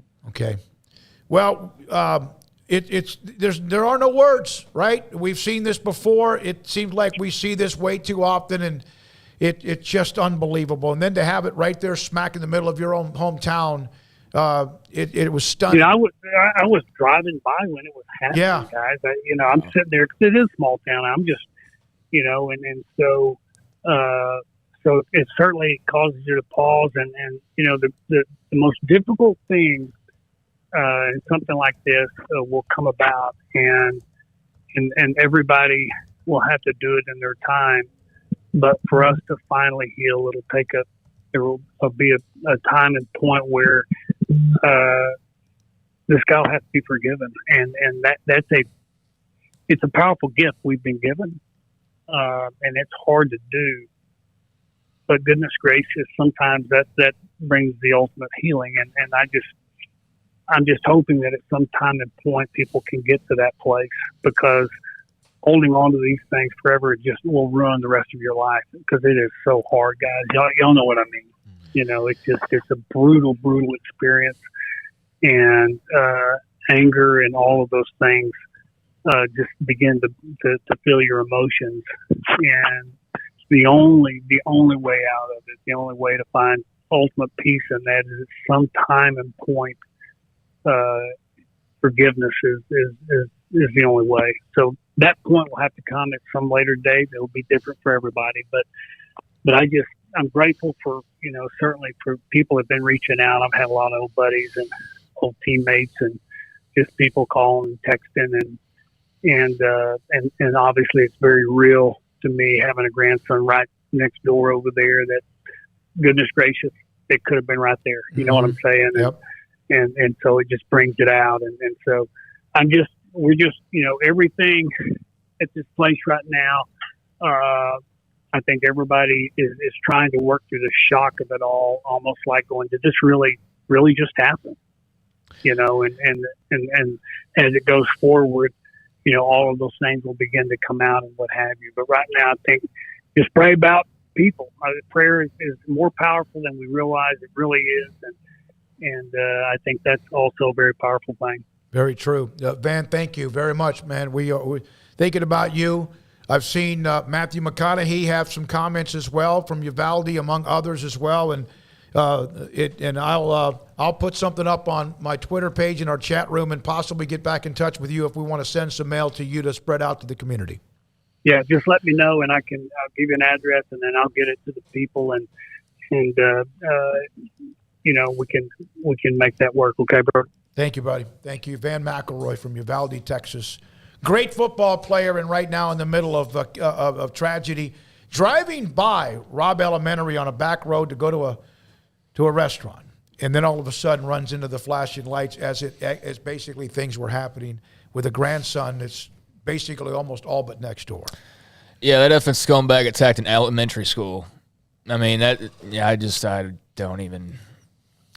know nobody really has the words right now. I got a lot of angry words, but I mean, they're not going to do any use right now in this setting. So, yeah, can only imagine and pretend to know a hundredth of the feelings that the people of Uvalde, especially those families who are suffering, are going through right now. And you have to sit outside of a school, wait for DNA testing to figure out if that's your child that was killed or not, or your family member. I mean, that's incredibly sad to think about, but it's the reality, and it was a reality. It's Parkland. It's a reality. Columbine. I mean, Columbine. I think I was a freshman in high school when that happened, and now it just seems like now that we just rattle off the school names that have all occurred in that time period since then. But yeah, a lot of anger right now, and deservedly so, but a lot of sadness as well, and just wish this wasn't the case. I get real tired of the fact that, if you told me in 2 years from now, or 6 months from now, some other story pops up like this, it won't surprise me. Will it surprise anybody? No, it won't. I mean, how could you be surprised at this point? So that's the saddest thing of all, is that we get down for these next 2 days, week, month, and we'll mourn, and we'll be sad, and we'll be angry, and we'll demand change, and then life will go back to normal, and there will be another Uvalde or a Parkland or a Columbine or whatever, because that's what we've done this entire time. So why would it change now? You would hope this would be the change, but I don't know. I don't have a lot of faith that it will be. And I'm just tired of this being a common story, an all too common story here. And it's a damn shame is what it is. And just my heart, as much as it can possibly send energy out, because I don't know what else the hell to do right now. I send every bit of my being and love and everything that I have for the people of Uvalde. I know it doesn't make a damn bit of difference, but that's all I can really give, and I just hope that there is actual change. But I really have no faith in our politicians or the people that can make that change right now. So that's even, that's not as much of a shame, but that's a damn shame too. We have to get to a point in this country where every discussion isn't a non-starter for no. I mean, like, we can have the discussion about how do we make this better? How do we do it? Because right now, we're the people who can enact the change. When it starts getting discussed, everything is a non-starter. So then it just goes nowhere. So we have to be open to the discussion on all sides and all parts, to just be willing to give a little bit, so that, we don't have, I've heard people say fortify the schools, and maybe that's so, but there was a time in this country when this stuff you wouldn't have to worry about it. It didn't happen. Can we go back there? Is there a way that we can undo it? Too many what do the other times countries do? What do we do? Too many let's times talk now, about it. it's like, well, you're more worried about the consequences to you politically on both sides. Mm-hmm. This is just an issue that obviously is a tragedy, but they're on both sides. What does it mean to you politically, rather than what the hell's best for this country? Oh, yeah, and I definitely took note of those who made it a political point as soon as they possibly could yesterday. I mean, just total scum of the earth. Not as scummy as the now dead shooter, but, just at a loss for words, really, and don't really, want to get on my pulpit right now, because I'll start screaming and getting angry just thinking about it even more. But glad that Van and his family were safe. I can't imagine the scare that he got. and just feel so terribly for those other families. Yeah, because I could have called him today. When I did, I texted him. He didn't answer. I texted him, and he was probably busy trying to help. And then, my God, what if I would have not realized that he had somebody, not just those he knows, but just somebody that could have been his grandson involved. So I appreciate Van giving us some time. And I'm going to put up a note real quickly on Twitter. Plus, Jennifer Witcher, who listens to our show. Jennifer, thank you. A link to what else you can do to help Uvalde and the town as it tries to recover from the unthinkable. When we come back, we will have Nicole Auerbach today, a little bit after 4:30. We have, in fact, that's coming up next. Dr. Linda Livingstone, so many things she's involved with. NCAA Transformational Committee just had a new contract extension at Baylor as president. Her name was brought up even in conversations. Yes, when it comes to the NCAA president and Big 12 commissioner, she's staying at Baylor. She'll join us at 5. This is Sikkim 365 Radio and 365 Sports. So last night, 7:45 last night, I had an MRI. Dr. Rob Maxey and his staff at Ideal MRI kept their doors open so I could get an MRI because I've had this pain. Some sort of a nerve issue from my lower back, which I've never had any back problems, but something that I thought was a hip issue, a muscle or a ligament, or maybe my the band down your leg, that T-band. They stayed open to give me an MRI. I got the results. I got a disc. I handed it to somebody I know in pain management. He and I met earlier today, and that, my friends, is what Ideal MRI did for me, and they can do that for you. Think about some of those we endorse, how they will stay open to help you because customer service really is not just something they say, it's something they do. I've got a pinched nerve. I've got to get it fixed. I'm not exactly sure what the treatment I'll get, but I wouldn't even know exactly what it looked like without Ideal MRI and their MRI machine that is state-of-the-art and phenomenal, along with Cheryl and Stephanie, who stayed late to make sure that I could get the MRI to get to the doctor first thing this morning, and it's all working out. We're going to figure it out. Cost me $400, not $1,100 the average, not $497, which is high as you'll ever pay at Ideal MRI, but $400 because they also were able to get my insurance to discount some of it as well. That is amazing. IdealMRI.com could have said, well, we don't have anything open until Friday. They made it happen. It makes me feel better, just the relief that I don't have anything major in my back, and now I can start or get some treatment. At IdealMRI.com, thank you. At Allen Samuels, we're bringing great savings during the Memorial Day sales event on the award-winning, year-after-year new 2022 Ram 1500. Get up to $7,000 in total values or $2,500 bonus cash and 0% for 60 months. These great deals are for a limited time only at Allen Samuels in Waco. First responders get $500 extra cash. Come shop the huge new car and truck inventory today.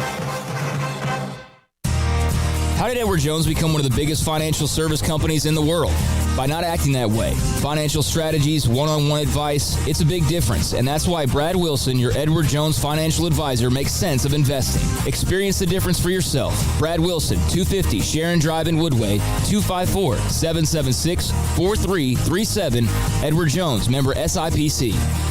From the first workout to the last practice, sports is an incredible challenge. Hi, this is Dan Ingham with the First National Bank of Central Texas, and we're proud to support each athlete, every parent, and our educators. From families, small businesses, to the biggest industry, we're here to help. With remarkable products like instant issue debit cards free at all of our banking centers, we've got banking ideas that fuel big dreams. The First National Bank of Central Texas. Familiar faces making local decisions. Member FDIC, Equal Housing Lender.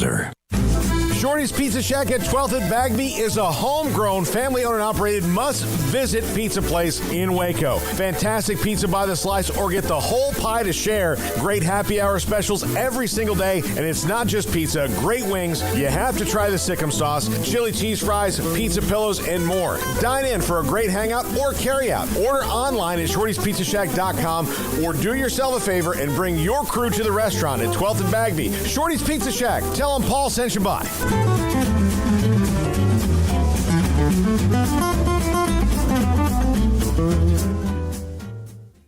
Brad Brad Boozer, Boozer Jeweler, joins us on Sikkim 365 Radio. This is a great time for your business. Exactly. And one other thing we do that a lot of people don't know is we buy jewelry, heirloom pieces, gold, silver bars, gold bullion, watches, anything you may have that you want to. If you don't want to use it and remake something like I did in a state yesterday and I looked at 35 pieces, well, they're probably going to sell me back 30 because it's something they're not going to wear, nothing to use. So if you're looking to get a few bucks or to sell something or something you just don't wear anymore, I make my wife go through her jewelry box about every 6 to 8 months, and the things that she doesn't wear on a daily basis, this sounds horrible, but I take away from her and then I'll put in my estate counter, but then that gives me the chance to rebuy her something new moving forward. Instead of looking down 20 years down the road and you have 300 pieces of jewelry, it's something to refresh and make her buy something new along the way. You want to know why they're successful? Brad Boozer, the owner of Boozer's Jewelers on the corner of Valley Mills and Lake Air in Waco. Riverbend Liquor and Wine, Lakeshore Drive, North 19th Street, right behind the bank, is a hidden gem in Waco. If you're a fan of bourbon, especially local Texas bourbons, that's where you gotta go. Balcones, TX, Devil's River, whatever it is, they've got it. Riverbend Liquor and Wine, plus the best selection of craft beers in Waco, seasonally churned out throughout the year, whether it's spring, summer, fall, or winter. Riverbend Liquor and Wine, best selection of craft beers, a speedy drive-through window, and excellent customer service. Find out more on Instagram or just go by and see them. Lakeshore Drive at North 19th Street behind the bank. Welcome back to Sikkim 365 Radio. Have you subscribed to our YouTube channel? Search 365 Sports on YouTube. Nicole Auerbach, theathletic.com, covers college athletics, covers college football, and has seen all of what we have talked about and what we have seen as well. Nicole, thanks for your time. We appreciate it with Craig Paul and David Smoak. If I asked you to forecast where college football will be in 2 years, do you know? No, and I don't think anyone really does. I mean, I think people are preparing for a wide range of things to happen. But, right now everyone's waiting to see if and what the transformation committee recommends in terms of a bunch of rule changes that we could see as soon as this summer. And that's where, when you talk about transfer windows and other things like that, unlimited personnel, staff sizes, changes to scholarship limits, that's coming from that group. But, they're tasked with determining what Division I membership requires and what this looks like. Is football governed the same way as other sports? All of that is still TBD from that group. Meanwhile, you have different lawsuits and different legal pressures also being applied as cases are working their way through a system. One that started with a former Villanova football player, that one's still just kind of hanging around. So you don't really know where, the next major change is necessarily coming from, but there's pressure internally and externally for change. And, we're just going to have to see. But I think, right now you have a lot of people thinking about, okay, what happens if athletes become employees and it's an employee-employer relationship? What does it mean when, the next round of media rights deals are done and there's separation from the SEC and the Big Ten and everybody else? Like, everyone's thinking about these things, but again, it's sort of like, we have to see how the next 1 year comes out, 2 years, 5 years, to really have a sense of what it is. I think if you could tell people that they could just fast forward 5 years and, this is what it's going to look like, I think a lot of people would take them up on that to know. I think the uncertainty is one of the biggest challenges right now. Nicole, the conferences don't have to, adhere to any divisions anymore. I guess the next domino to fall might be the Big Ten. That's a conference I know you're a Michigan grad and you know it well. What do you expect them to do when it comes to their divisions and scheduling? Well, I am selfishly hoping that all of the major conferences get rid of divisions because I just think the two best teams playing each other makes the most sense. I think it positions everyone well for the college football playoff, no matter what size it is. I think it's the best for fans. I think it's the best for TV viewership. The Big Ten is one of those leagues that's had imbalance between its divisions. And so I think that, it would be a good thing. But, part of the reason that some of the dominoes fell really quickly, like the ACC had obviously been talking about it, looking at scheduling models. Pac-12 had already voted on it, and they were the ones who had pushed this piece of legislation forward. As it unfolded last week, and the NCAA Division I Council announced that they had changed that rule so that conferences could determine how they wanted to set up their championship games.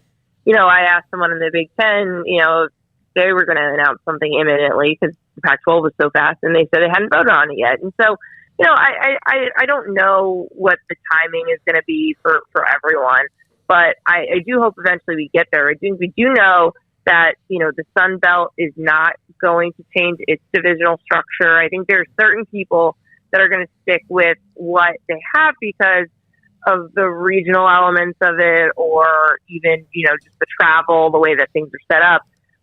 But I also don't think you need to announce it overnight. I think, we could see what the Pac-12 did, which was, hey, our schedule's already set for this year in divisions, but we're going to change the way we're going to do conference, win percentage, but they're still the same schedule.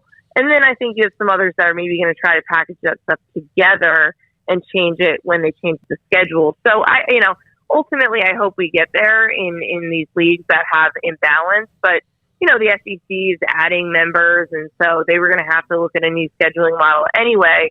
So I think all of this is good. I think it's good to, go to a pod scheduling or whatever you want to call it, where everyone gets to play everyone in their league, because it's the point of being in a conference if you don't play them.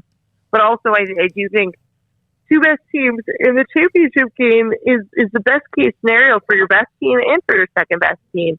So, I don't know how the dominoes are going to fall or when, or if it's all for next season or whatever it looks like. But I do hope that all the major conferences get there, just because I think that's a win for college football. Nicole, what were your thoughts, and what kind of, thoughts have you heard from others, even on Greg Sankey and Scott Strickland, both talking about the discussions revolving around an SEC championship or their own college football playoff? There's a lot of people putting ideas out right now. I mean, this is the time of year when this happens. You have people talk about rule changes that are coming that they would like to see. It's spring meeting season, and people talk. I think, some of that certainly comes from frustrations around the way the college football playoff expansion process went.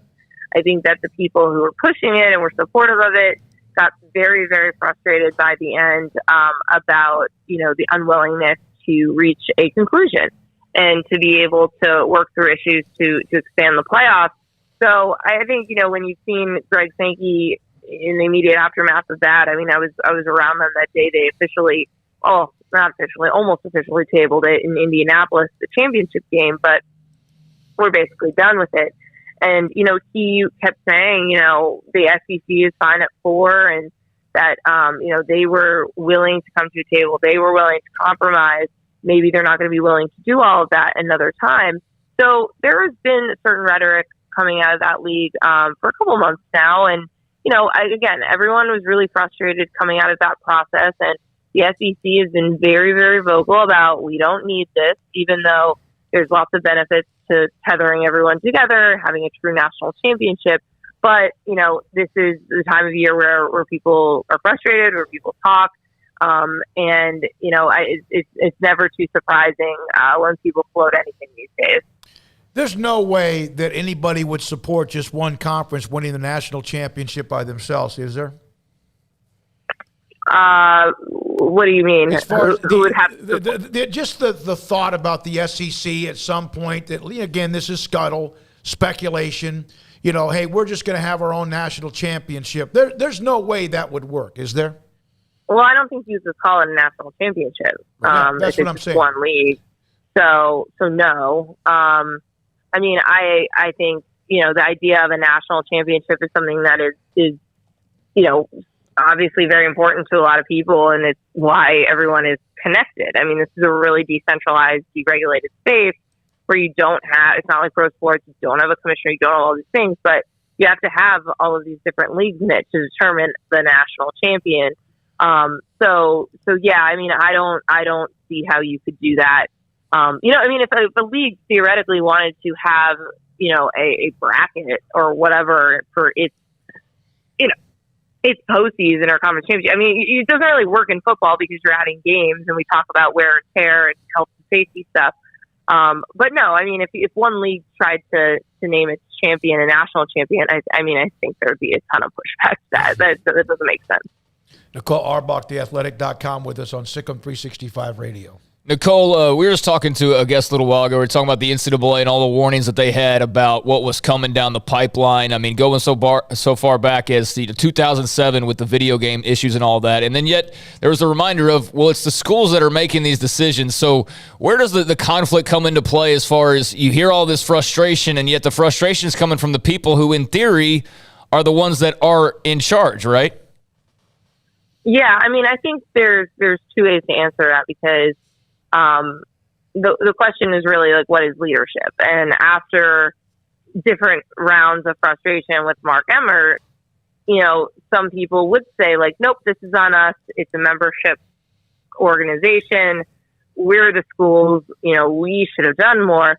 But you also have other people saying, listen, you know, the leader of any organization, even if there are all these different like governing boards and presidents have to vote something, can be proactive and not reactive, can lead on certain things. I mean, some of the stuff that came out of the national office was strategy involving the Alston case, which obviously was 9-0 against the NCAA, but the decision to appeal it up to the Supreme Court and some of the strategies around it, you can pin squarely on the national office. But again, I think, you know, it's more about how to lead. If you believe that, you know, if Mark Emmert and different people very high up could have recognized that these things were going to be problems, that the tide was turning on things, public opinion was shifting, and that their legal standing was more precarious than they like to admit, you certainly could have had action years prior. I mean, you know, they did eventually realize they had to concede the name, image, and likeness point, but it was so late that they weren't even able to implement actual legislation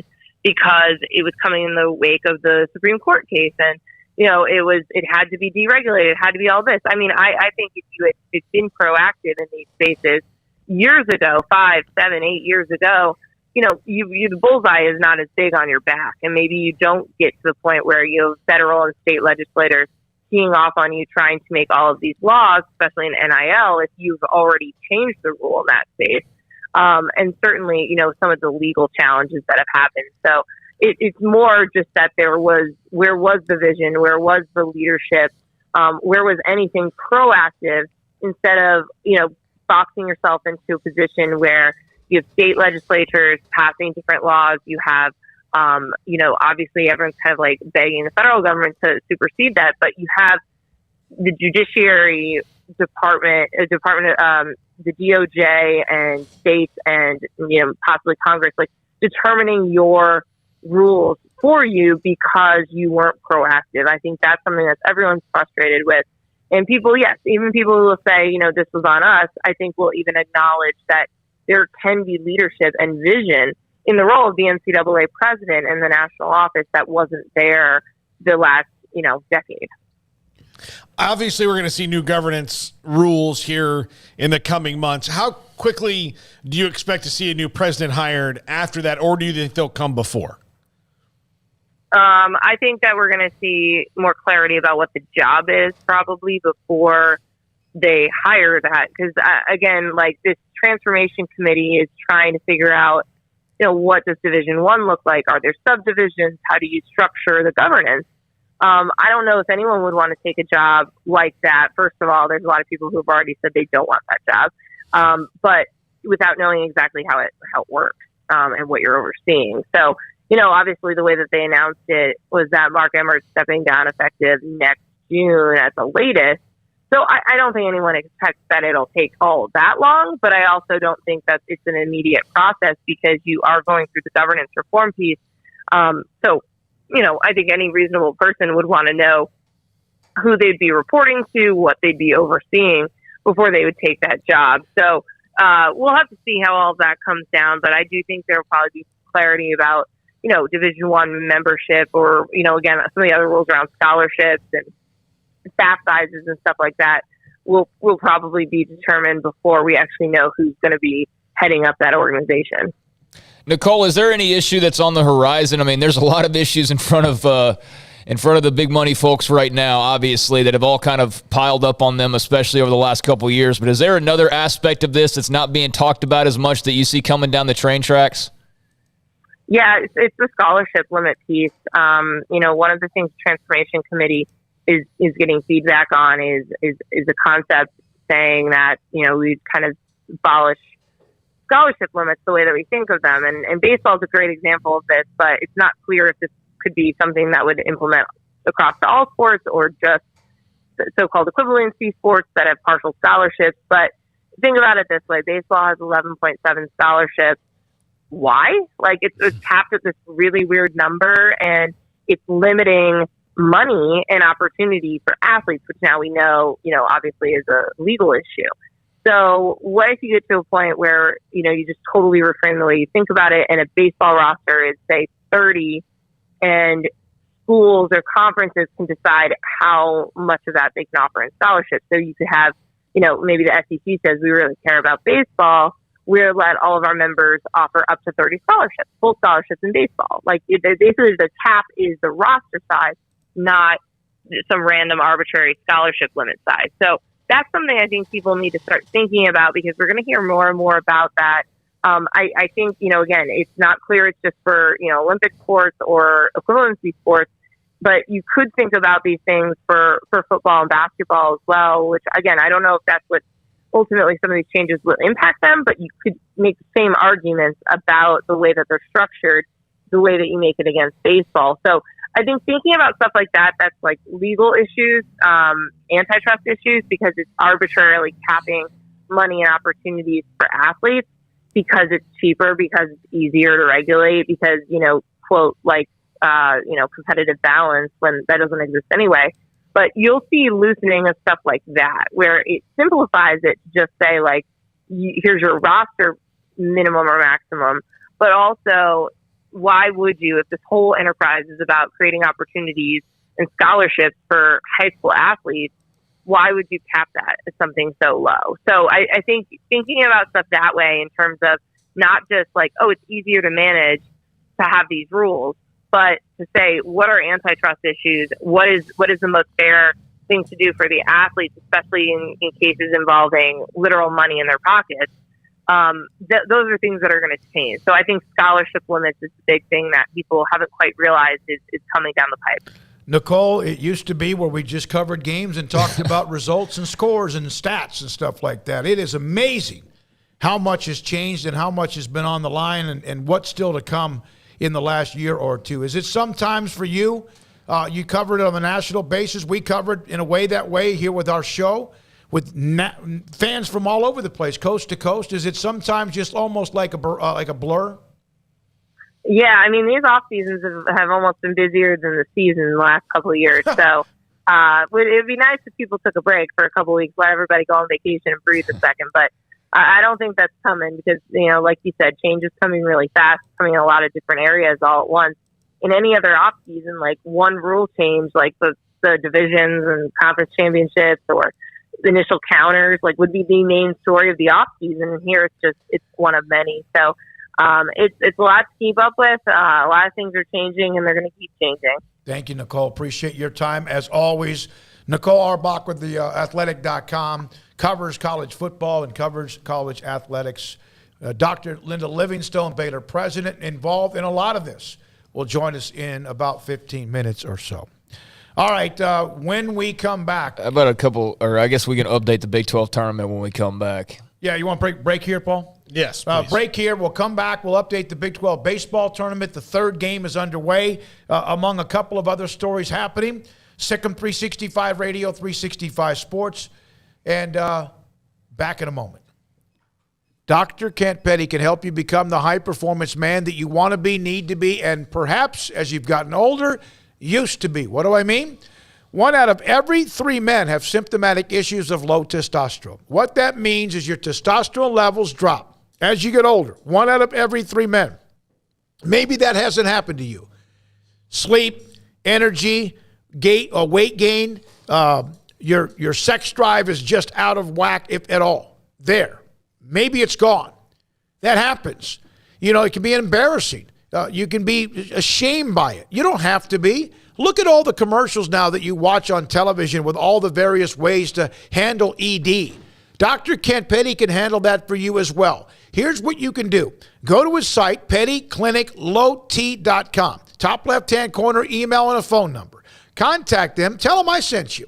He will then get you an appointment to get your blood work. He will look at the lab results. If your testosterone level is low, if you're one of 3 men that have testosterone issues, he can put you in a program to increase your testosterone levels to help you get back a lot of what you're missing. Sleep, energy, perhaps body fat issues that's gained weight, and then again, the sex drive that gets most of the attention. Nothing wrong with admitting that or trying to fix it. It's pettycliniclowt.com. Cars priced right both day and night. Average your car in Texas. Trucks built for you, red, white, and blue. Average your car in Texas. Cars that zoom with lots of room. Average your car in Texas. Count on us, a dealer to trust. Average your car in Waco, Texas. Texas Farm Bureau Insurance has protected fellow Texans with auto, home, health, and life insurance since 1952. With more than 260,000 square miles of land and 27 million people, that's a lot to cover. Whether you're wrangling cattle or wrangling kids, we're proud to protect Texans in all Texan ways of life. Stop by and see our agents at one of our 3 McLennan County locations. Coverage and discounts are subject to qualifications and policy terms and may vary by situation. Stepping into a new pair of boots is great, but stepping into the boots of a U.S. Army officer can also add confidence and leadership skills to your son or daughter's career path. There are more than 150 occupational specialties to help them find the best fit for their future. See all the things your son or daughter can achieve in our boots at GoArmy.com. U.S. Army Waco Recruiting Company, 254-598-8131 or 254-776-1543. At Ideal MRI, we feel blessed to be part of the Waco community. We're a small family business here in Central Texas. At times like this, the cost of healthcare has never been more important. And unfortunately, significant illnesses and injuries still occur. And that's why Ideal MRI is open and here to serve you through this difficult time. So if you need an MRI, ask your doctor about Ideal MRI. You can schedule online in minutes at idealmri.com or call 833-IDEAL-MRI.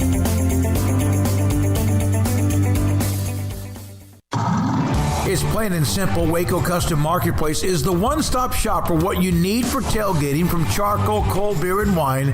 And, of course, customize your order with brisket, tri-tip, sausage, wings, smoked pork tenderloin, country-style or pork spare ribs, marinated beef and chicken fajita meat, ground beef and chili, meat, hot dogs, and burgers, buns, seasoning, sauces, chips.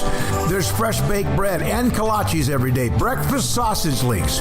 And you can also customize your favorite cut of steaks from Select, Choice, or Prime, bacon wrap fillets, ribeyes, New York strip, sirloin, T-bone, and porterhouse.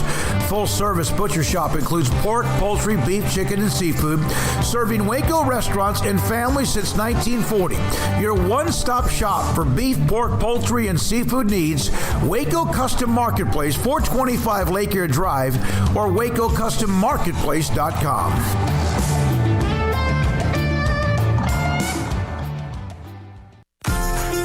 Automatic Chef Canteen is a full-service micro-market vending and office coffee provider with state-of-the-art vending equipment, a wide variety of products, and offering custom-fitted micro-market vending office coffee solutions for your employee break room. You want a full break room solution and a workplace oasis? Well, Automatic Chef Canteen, locally owned and operated for over 50 years in Central Texas, also includes in-house mechanics on call 24/7 for fast, reliable service and maintenance. Automatic Chef Canteen, 6900 Imperial Drive in Waco, or online at automaticchefcanteen.com.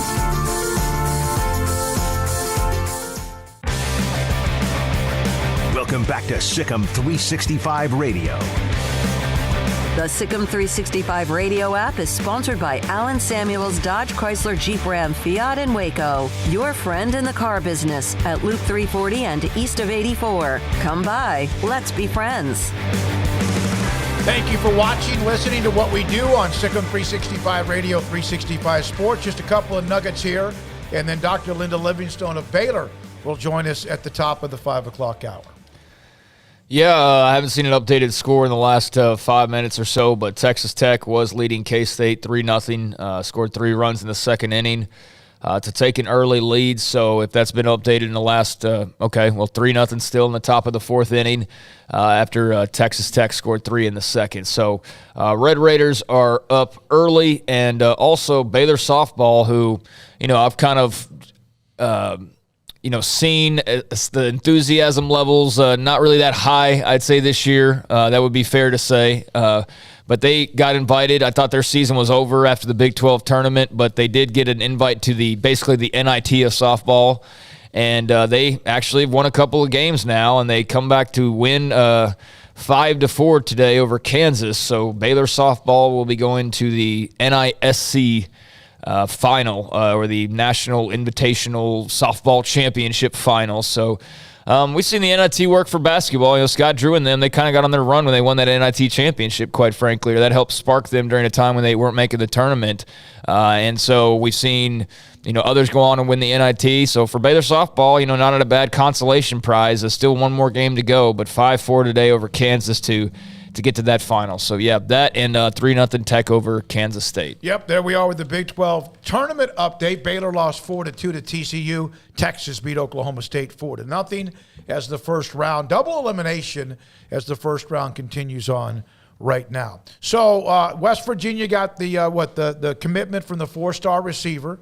Adam Flagler coming back for another year, which is not a surprise, but you never know. He's coming back. We had Adam on earlier in the show today as well. So those are some of the stories today that we've had on Sikkim 365 Radio, 365 Sports. We had Greg Shaheen on the show, Senior Vice President at NCAA for many years.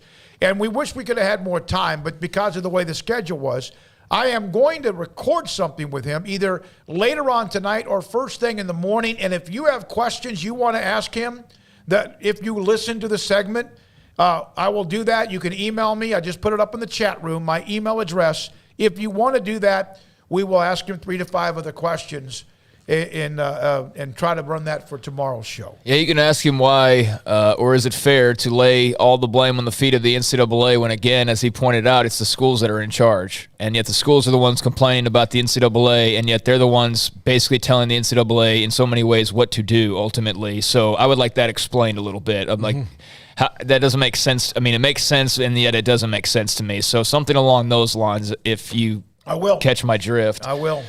Would be of interest to me, and that was something that I wanted to ask him. And also for everybody who had their head in the sand, which I don't even, do you realize when he's talking, and if you read that article, how out of touch with reality these people were? Yeah. I mean, it's how could you, I don't even understand being that out of touch with reality, but then again, I'm not dealing with millions of dollars on a daily basis, nor seeing any of that. So I guess when you make a lot of money, maybe you just forget reality exists. I know that certainly is the case for some of our celebrities out there and some of our politicians too. But I mean, just how is that even?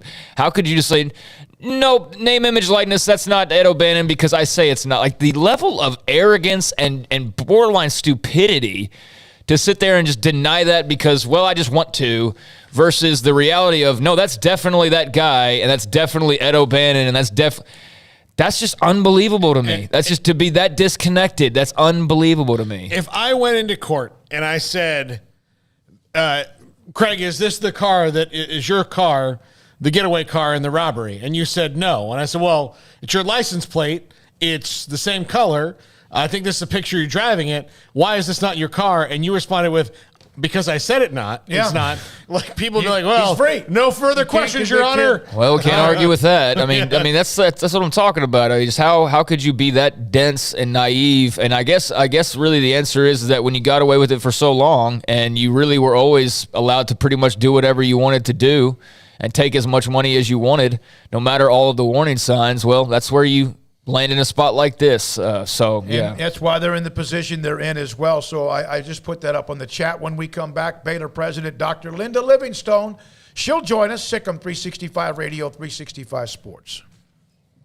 Richard Carr, Buick GMC Cadillac. New cars and trucks are arriving weekly at Richard Carr, so call or go online for current inventory, or you can go by the dealership to buy or build your perfect vehicle. You can also get your name on their inbound vehicle list to reserve a brand new Buick GMC or Cadillac before anybody else. And getting on that inbound vehicle list, whether calling them to get on there or going by the dealership, as I mentioned, means that you basically put yourself in line for those new arriving cars, trucks, and SUVs. So not sure how long the line is right now. Obviously, there's been supply chain issues and all of that have made getting a new car more difficult than ever. But to get it as quickly as you possibly can, get on that inbound vehicle list, and you will be in line. But if you need a car today, consider some of their dozens of quality pre-owned cars and trucks. All of them go through a 172-point inspection, so you can drive them with peace of mind, and they will pay top dollar on your trade with dozens of lending options. They say yes to loans when others say no. So go online or come by the dealership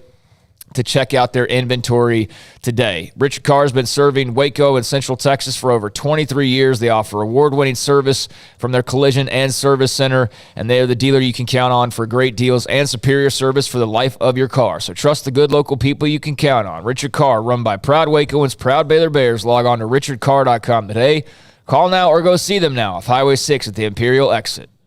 We are now joined by Baylor President Dr. Linda Livingstone on Sikkim 365 Radio and 365 Sports. Thank you very much, Linda, for being a part of the show.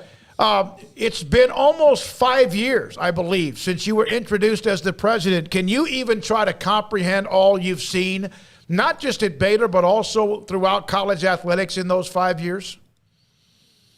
Well, David, it's been quite a 5 years with so much happening, as you said, both on campus and around the country. But and I suspect, especially in college athletics, we're going to see a lot more change in the next few years as well. It's a little hard to predict exactly where that's going, but we're glad to be able to be a part of it and have an influence on where it goes. How much does your background of being a student athlete and now being an educator and in administration, how much do you think that gives you a little bit of an edge on maybe some others?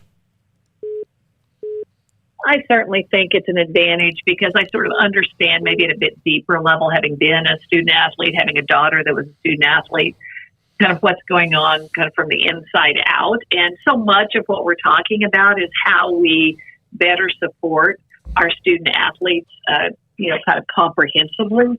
And so having been one, having a daughter that's one, I think is absolutely important, in addition to my academic experience at several different types of universities. So I'm glad to be able to help as much as I can.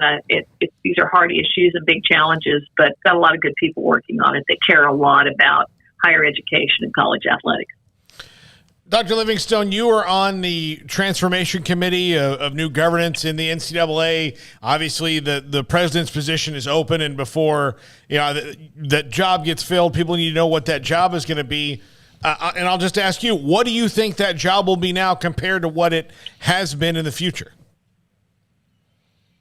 Well, I think it's going to be a really important position going forward because I think we're going to continue to see change in college athletics, and part of what the new president will be responsible for is, helping to implement the new way of thinking that comes out of not just Division I, but Divisions 2 and 3, based on the new constitution for the NCAA. And I think there's going to continue to be, evolution in college athletics. We're certainly going to do everything we can to bring some focus and stability to it. But I don't think, this is never a done deal. In higher education and athletics, we always learn new things. There's always new issues that come up. So I think it's going to continue to be a really important job. It's going to be a very national job, one that requires someone that can really build relationships and engage broadly across the country with a lot of different constituencies. So, we're looking forward to working through that process and finding a great person to lead the NCAA going forward.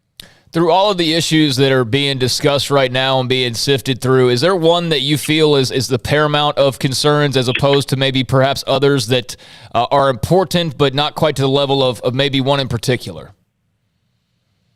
Well, I think that the big question out there is kind of how we think about educational benefits for our student athletes going forward and what that's going to look like. And then what are the implications of that for schools. I think, the others that we're dealing with probably right now that are very visible and in the news a lot have to do with NIL and the transfer portal. And those are certainly important, and they're kind of messy right now. And, we're all trying to bring some coherence and stability to that. But I think the bigger question longer term has to do with, what that support model for student athletes looks like broadly, particularly given some of the lawsuits and some of the proposed legislation that's out there. And how do we maintain the integrity of a collegiate athletic model in that kind of an environment? Paul brought up the NCAA Transformational Committee, which you're on. You just, of course, had an extension. By the way, congratulations on your contract and also that of Mack Rhodes and that of Dave Aranda, among others, as Baylor's been very busy. Were you ever approached by the NCAA or those looking in the search committee as the president and or of the Big 12 Commissioner's Office? So, no, in both of those cases. And we haven't even really started the search at the NCAA level. It's very early in that process as we're, working to identify a search firm and other things. So there's really been no one that's been approached about that position because we're so early in the process. And I'm actually, along with the other two officers of the Big 12, part of the search committee, so I'm not a candidate for that job. So, but in both cases, looking forward to really bringing in exceptional leadership and know that there's good opportunities to do that in both of those cases. How much were you concerned that Mack Rhodes might be someone that they would talk to? Well, Mack is just an exceptional leader, and he does such a fabulous job for us here at Baylor, and we love the success that he's had in our program and just the integrity with which he runs the program and the values that are embedded throughout that as we, prepare champions for life. And so you always know when you've got someone like that, other people are going to think that they're of interest to them in positions. And so it's why it's important to us to do everything we can to make sure Max stays here for the long run. And that was certainly the intent of, among other things, of the contract extension, but also just a reward for him for the exceptional work he's doing. Because it's not a job that you could just look up on Indeed.com and see the requirements, what do you personally think that the Big 12 commissioner needs to have, the next Big 12 commissioner that you guys hire needs to have? Yeah. Well, it's a critical role for us in the conference. And so, I can't speak a whole lot about it because we're in a confidential phase right now in that search process. And so we've really committed to not making, public statements about it until we're ready to announce a new commissioner. But I think it's a great opportunity for someone to come in and lead one of the premier conferences in the country that's bringing in some really exceptional schools. And so, we're looking for a leader that's going to help us to continue to be one of the most successful conferences in the country. Dr. Linda Livingstone, president at Baylor University, with us on SicEm 365 Radio.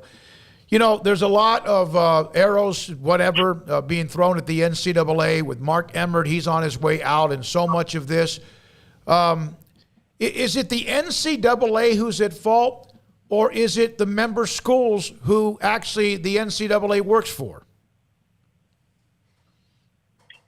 There's a lot of criticism to be thrown around with, kind of what's happened at the NCAA over a number of years. And I think we all kind of have to accept responsibility as a member organization, and much of the work that gets done and decisions that are made are, made through the engagement of the membership. And I think it's one of the challenges the NCAA has. It's a very large organization. It's pretty complex in the way it's governed and has a lot of different committees and other things that are designed to engage the membership broadly, which is important, but I think it can sometimes, slow down decision making. And then I think everyone would acknowledge that the NCAA, however you define it, the headquarters, the membership, was slow to get ahead of some of these issues that are now posing lots of challenges. So I think one of the things we all recognize is we have to have a structure and an approach to how we do work at the NCAA that's much more proactive and tries to see around the corners before things happen and trying to get ahead of some of these really critical issues in college athletics. Dr. Livingstone, I know that you guys had some announcements just a few days ago. You're talking about updates on statues and signage and things like that, but also the facilities, breaking ground, getting things underway for the new football facility, the new basketball arena as well. I mean, how much excitement has that created, these projects, and how much of a workload has it been trying to kind of organize that and get those off the ground? Well, we're really excited about all the projects that we have either underway or are going to be beginning soon. You mentioned some of the work from the Commission on Historic Campus Representations, and that, of course, process has really started almost 2 years ago. And so we're excited that this year we've certainly done some things in response to those recommendations, but I think this next year, over the next couple of years, people will see some real significant activity around that on the way our central campus looks and feels as we tell our story more accurately. So, that's an important move. Really appreciative of the Board of Regents for their leadership in that.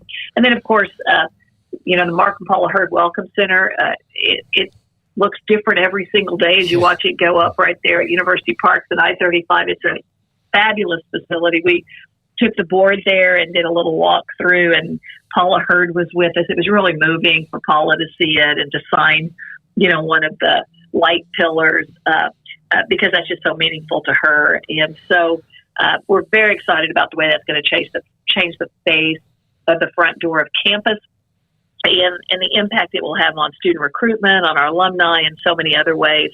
And then, of course, the two athletic facilities, the basketball pavilion, we've torn down the parking garage that sits where much of that building will reside. And so you're really start seeing lots of ground movement and work on that over the summer. And then, of course, we'll continue to make progress on the football development center. We'll break ground on that this summer as well. So, I think it shows the great commitment of the Baylor family to continue to support the university and not just the facilities, but the programs, the faculty that we need to continue to be competitive academically and athletically at the highest level. I don't know how many colleges or universities have this right now, but it appears as if Baylor has that perfect, right down the spine, that perfect from president to athletic director to football coach and others as well. How many other schools do you feel like wish they had right now that direct line of everybody seems to be on the same page? Well, I can imagine that everybody hopes that that's what they have or wishes for it if they know they don't have it. It's really critical. We talk about this a lot, and you mentioned it as it relates to our kind of athletic success and everything, but we talk about it on the academic side as well. You have to have a board that's bought into the vision and strategy. You have to have a president, a leadership team. And then on the academic side, your provost, your deans, your faculty. On the athletic side, your athletic director, your coaches. And we've just been very fortunate over the last several years to build that kind of alignment, both really across all aspects of the university, whether it's fundraising, student life, athletics, academics. And, it speaks to the board and the close work we do with them as an administration. It speaks to I have an exceptional leadership team. And then, our faculty and staff have been great partners in all of this with us. And we certainly couldn't accomplish what we have without, their work and their buy-in to what we're doing. What does it say, Dr. Livingstone? And we appreciate your time. I know you have things to do as well. With another question or two, what does it say in those 5 years next week that you've been at Baylor, that Baylor has now turned into a place that's a leader and showing the way in many ways after the school had been through so much? What does that say about the resiliency of the university? I always say that, one of the greatest strengths of Baylor is the love of the Baylor family for Baylor. And I think that's why we've had this resilience, because even through those really difficult times, the Baylor family came alongside Baylor, held us accountable, and expected us to do better. And as we made changes and laid out a vision for the future, they have walked beside us and helped us to be unbelievably successful, whether that's through fundraising or participation in all of our activities. I can't say enough about the support the Baylor family has provided through really hard times. But, it would have been easy for people to just walk away. And instead, they worked through it with us and have been unbelievably supportive to allow us to do what we do. And, That's what it takes to be a great institution. You've got to have very loyal people working with you through the good times and the hard times, and that's absolutely what we have at Baylor. Dr. Livingstone, I've been asking everybody from former players to current players who have now gone on to the NFL to the coaches when we talk to them.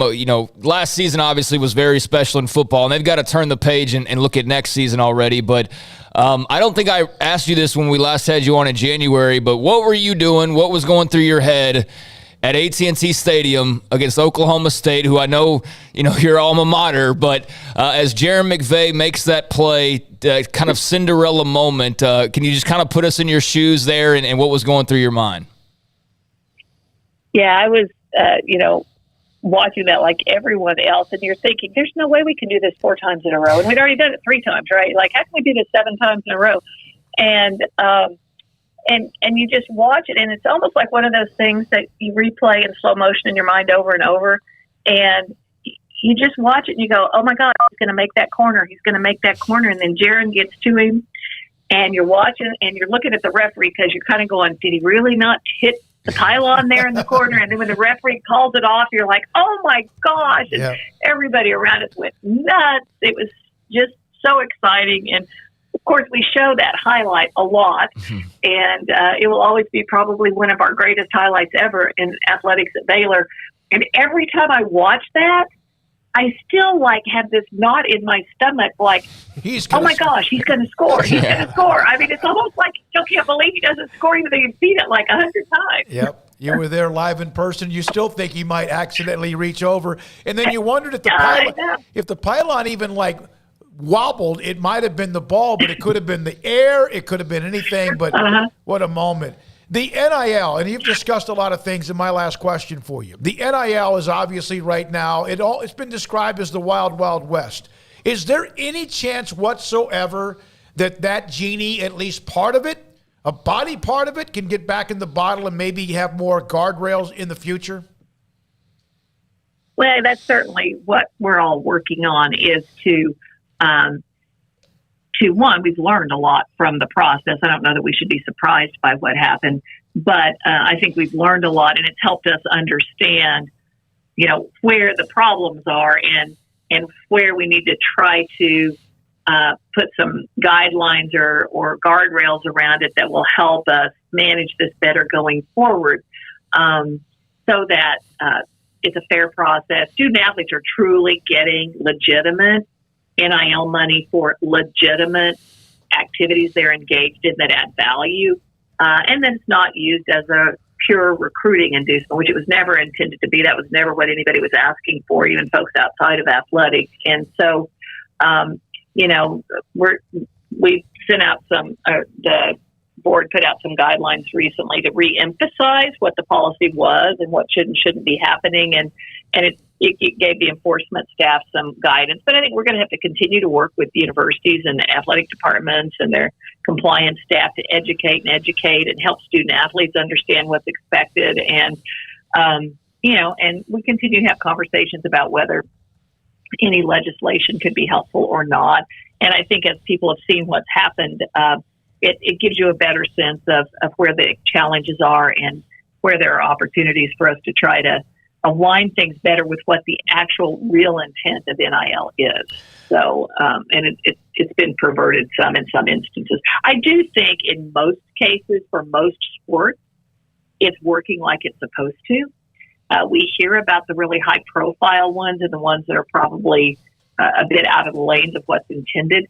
But I think for most student athletes, and again, in most sports, it's working the way it's supposed to be. And we're working really hard at Baylor to make sure what's working with our student athletes is appropriate, and it's true engagement that they're doing to add value to earn the money that they're being paid. And we've got a great team working on that. Mac and his team have put together great education. We also want student athletes not to be exploited in this process or taken advantage of in some way that they're not really prepared to do or not getting good advice on. And that's important for us, too, to protect our student athletes in ways that allow them to do this in a healthy way as it's intended. Yeah, and he's also mentioned to make sure that Baylor, among many other schools, is not left behind. Even though, some schools have more, is there any concern that the haves are just becoming bigger? than the have-nots? I mean, it's always a concern. I do think, it'll be interesting to see what happens. Sometimes these things early on kind of get a little out of control as it's new and people don't know how it's going to work. And then things settle down as everybody understands how it's going to work and how we want to best work with student athletes. So I think we also have to be a little careful not to overreact to what's happening now, given how new everything is. And there's the interaction with the transfer portal as well, which, I think if you had either the transfer portal open like it is or NIL, you wouldn't be seeing all of this like you are. But I think those two kind of intersecting with one another at the same time without understanding the impact either one of those would have by themselves has made this more complicated. So I think, there's efforts both as we think about how to manage the transfer portal so it's fair to student athletes, but also helps coaches manage their rosters a little better, and how we think about NIL. Hopefully we'll see it settle into a sort of a more normal and maybe appropriate model going forward. Dr. Livingstone, thanks for your time. We appreciate it very much. Dr. Linda Livingstone, president of Baylor University. I remember I was in Neff Hall, and she had been there. I mean, I don't really know if it's quite even had taken over. I was able to sit down, thanks to Jason Cook, and do an interview with her. Lengthy. She's always been accessible to us. We appreciate her time.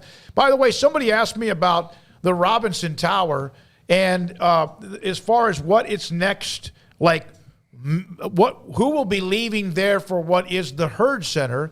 The admissions and alumni departments will be moving to the new facility, the Hurd Center, but the remaining Robinson Tower will be marketing, advancement, human resources, finance and budgets, Title IX, registrar's office, so it's not going to be empty. There's been some that thought that would maybe not be whatever, but that is going to be the future of who moves to who moves to the new Hurd Center and who will stay in the Robinson Tower. She's not kidding about those towers. It just they were not there, and then all of a sudden they're there. Yeah, it's huge. It's a great facility, and right there, beautiful spot. Everyone can see it, the growth. I think that's going to be great because one of the things I've always thought about Baylor campus is you just kind of turn onto it and you're just kind of on it. It doesn't feel, you go to a lot of college campuses and you go through somewhere and you feel like you've entered into a different place. With Baylor, you're like, oh, I guess I'm here now. And now I don't think it's going to feel like that. Well, especially when you're right on I-35, which is a major, major highway as well. Tony Altomar, thanks for the comment about the interview with Dr. Linda Livingstone. In the Big 12 tournament, that game between Kansas State and Texas Tech, bottom of the fifth now, couple of outs, Texas Tech leads 3-0 over Kansas State in what is also a part of the first round of that tournament up in Arlington, Texas. Coming up, John Machota, he'll join us on the Cowboys. They had a camp that started today among Paul's top 5 in about 30 minutes. From Jeff Watson on YouTube on a replay comment. Thanks, guys, for putting on your platform. I'm very excited about the new Big 12. In hindsight, I wish Texas would have gone independent even back in '96 in the league with its original members, had still stayed intact and equal revenue sharing like the Big Ten. Then we would never have been picked apart. Could debate we are as good as any conference year in and year out. Emal, he's the Kansas State fan, but we appreciate that. Jeff Watson, thanks for your comment on the YouTube channel replay. Yeah, I mean, if you look at basketball, it's a Big 12 national champion. You look at football, had a couple teams that could have or should have been in the playoff. Would have been at least 2 teams if they expanded the playoff, I would think, with Oklahoma State and Baylor both. So, that's an area where they could definitely have a bit more success is that playoff. And Oklahoma's been their only rep, and now they're leaving. So, it'll be interesting to see what happens there. But in baseball, I mean, you got teams like Tech and TCU that are right in the mix. Had a couple teams. I mean, the conference is fine. Like the teams that are winning a lot right now aren't necessarily Oklahoma and Texas. And yeah, for every complaint or what have you that Texas had and what eventually led them out of the Big 12, a lot of the trouble was their very own doing. And so, I know that a lot of people realize that, the money's going to go down, which doesn't directly affect us necessarily as fans, but could affect the experience or could affect how your team's able to get involved in NIL and all that. And there's questions, without 2 big brands. But I think, that the folks that are sticking around the Big 12 all feel pretty good about the level of competition and all feel good about the athletic programs. The TV rights, that's another question mark because that's something that's not really so much in their control. But I don't think too many people are going to be weeping about their departures when all is said and done. I think that a lot of people will enjoy a little bit less drama and more of having people on the same page, so long as they are on the same page, which you never know in this era of realignment and craziness. You know, you trust Kansas, but are they really looking at going to the Big Ten? You know, you gotta still sort some things out. But I think so long as their TV deal is respectable enough here in the next couple of years, the league's going to be just fine. They do have to do some things to make or catch up ground, and they'll never fully catch up to the Big Ten, the SEC. But I like the league. I think it's going to be good. I was on with Pete Mundo yesterday for a recorded podcast, and I said everyone seems to be. Yeah, there was a little bit of that. Okay, we need to look around. Who can call? Who will take our call? I think everyone seems to be. Let's just get on with it, right? Let's just go. Barry Moore, I love this. Great show, guys. Thank you. Love starting my morning watching you on YouTube. Barry from Australia has checked in again. Barry, we appreciate that so much. Thank you for your time. Very much so on Sikkim 365 Radio. When we come back, John Machota, theathletic.com. Cowboys had a camp today up in Frisco. Also, Paul's Top 5 in 30 minutes. Sikkim 365 Radio, 365 Sports. Baylor University is where lights shine bright. So, let there be light. Let there be roommates and teammates, scholarship and championships. Let there be fresh starts and new traditions, fast friendships and lasting impacts. Let there be laughter. Let there be joy. Let there be light. Baylor University, where lights shine bright.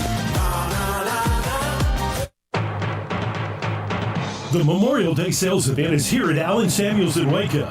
The new 2022 Impressive Wagoneer Series 2 and 3 have 2.9% for 72 months and $3,000 in bonus cash. That's right, and $3,000 bonus cash. This great incentive on the new 2022 Wagoneers for a limited time only at Allen Samuels in Waco. First responders get $500 extra cash. Come shop the huge new car and truck inventory today. Camille Johnson Realtors guide you seamlessly through the process of buying your dream home or selling your current one. Commercial, farm and ranch, or residential, Camille Johnson Realtors can smoothly and successfully lead you through any transaction. With a team of 28 experienced agents who are excited about serving you, Camille Johnson Realtors services the entire greater Waco area. If you're in the market to buy or sell, contact Camille Johnson Realtors, 104 Midway Center in Woodway, or find them online at www.camillejohnson.com. Camille Johnson Realtors, elegant, charming, warm. Welcome home.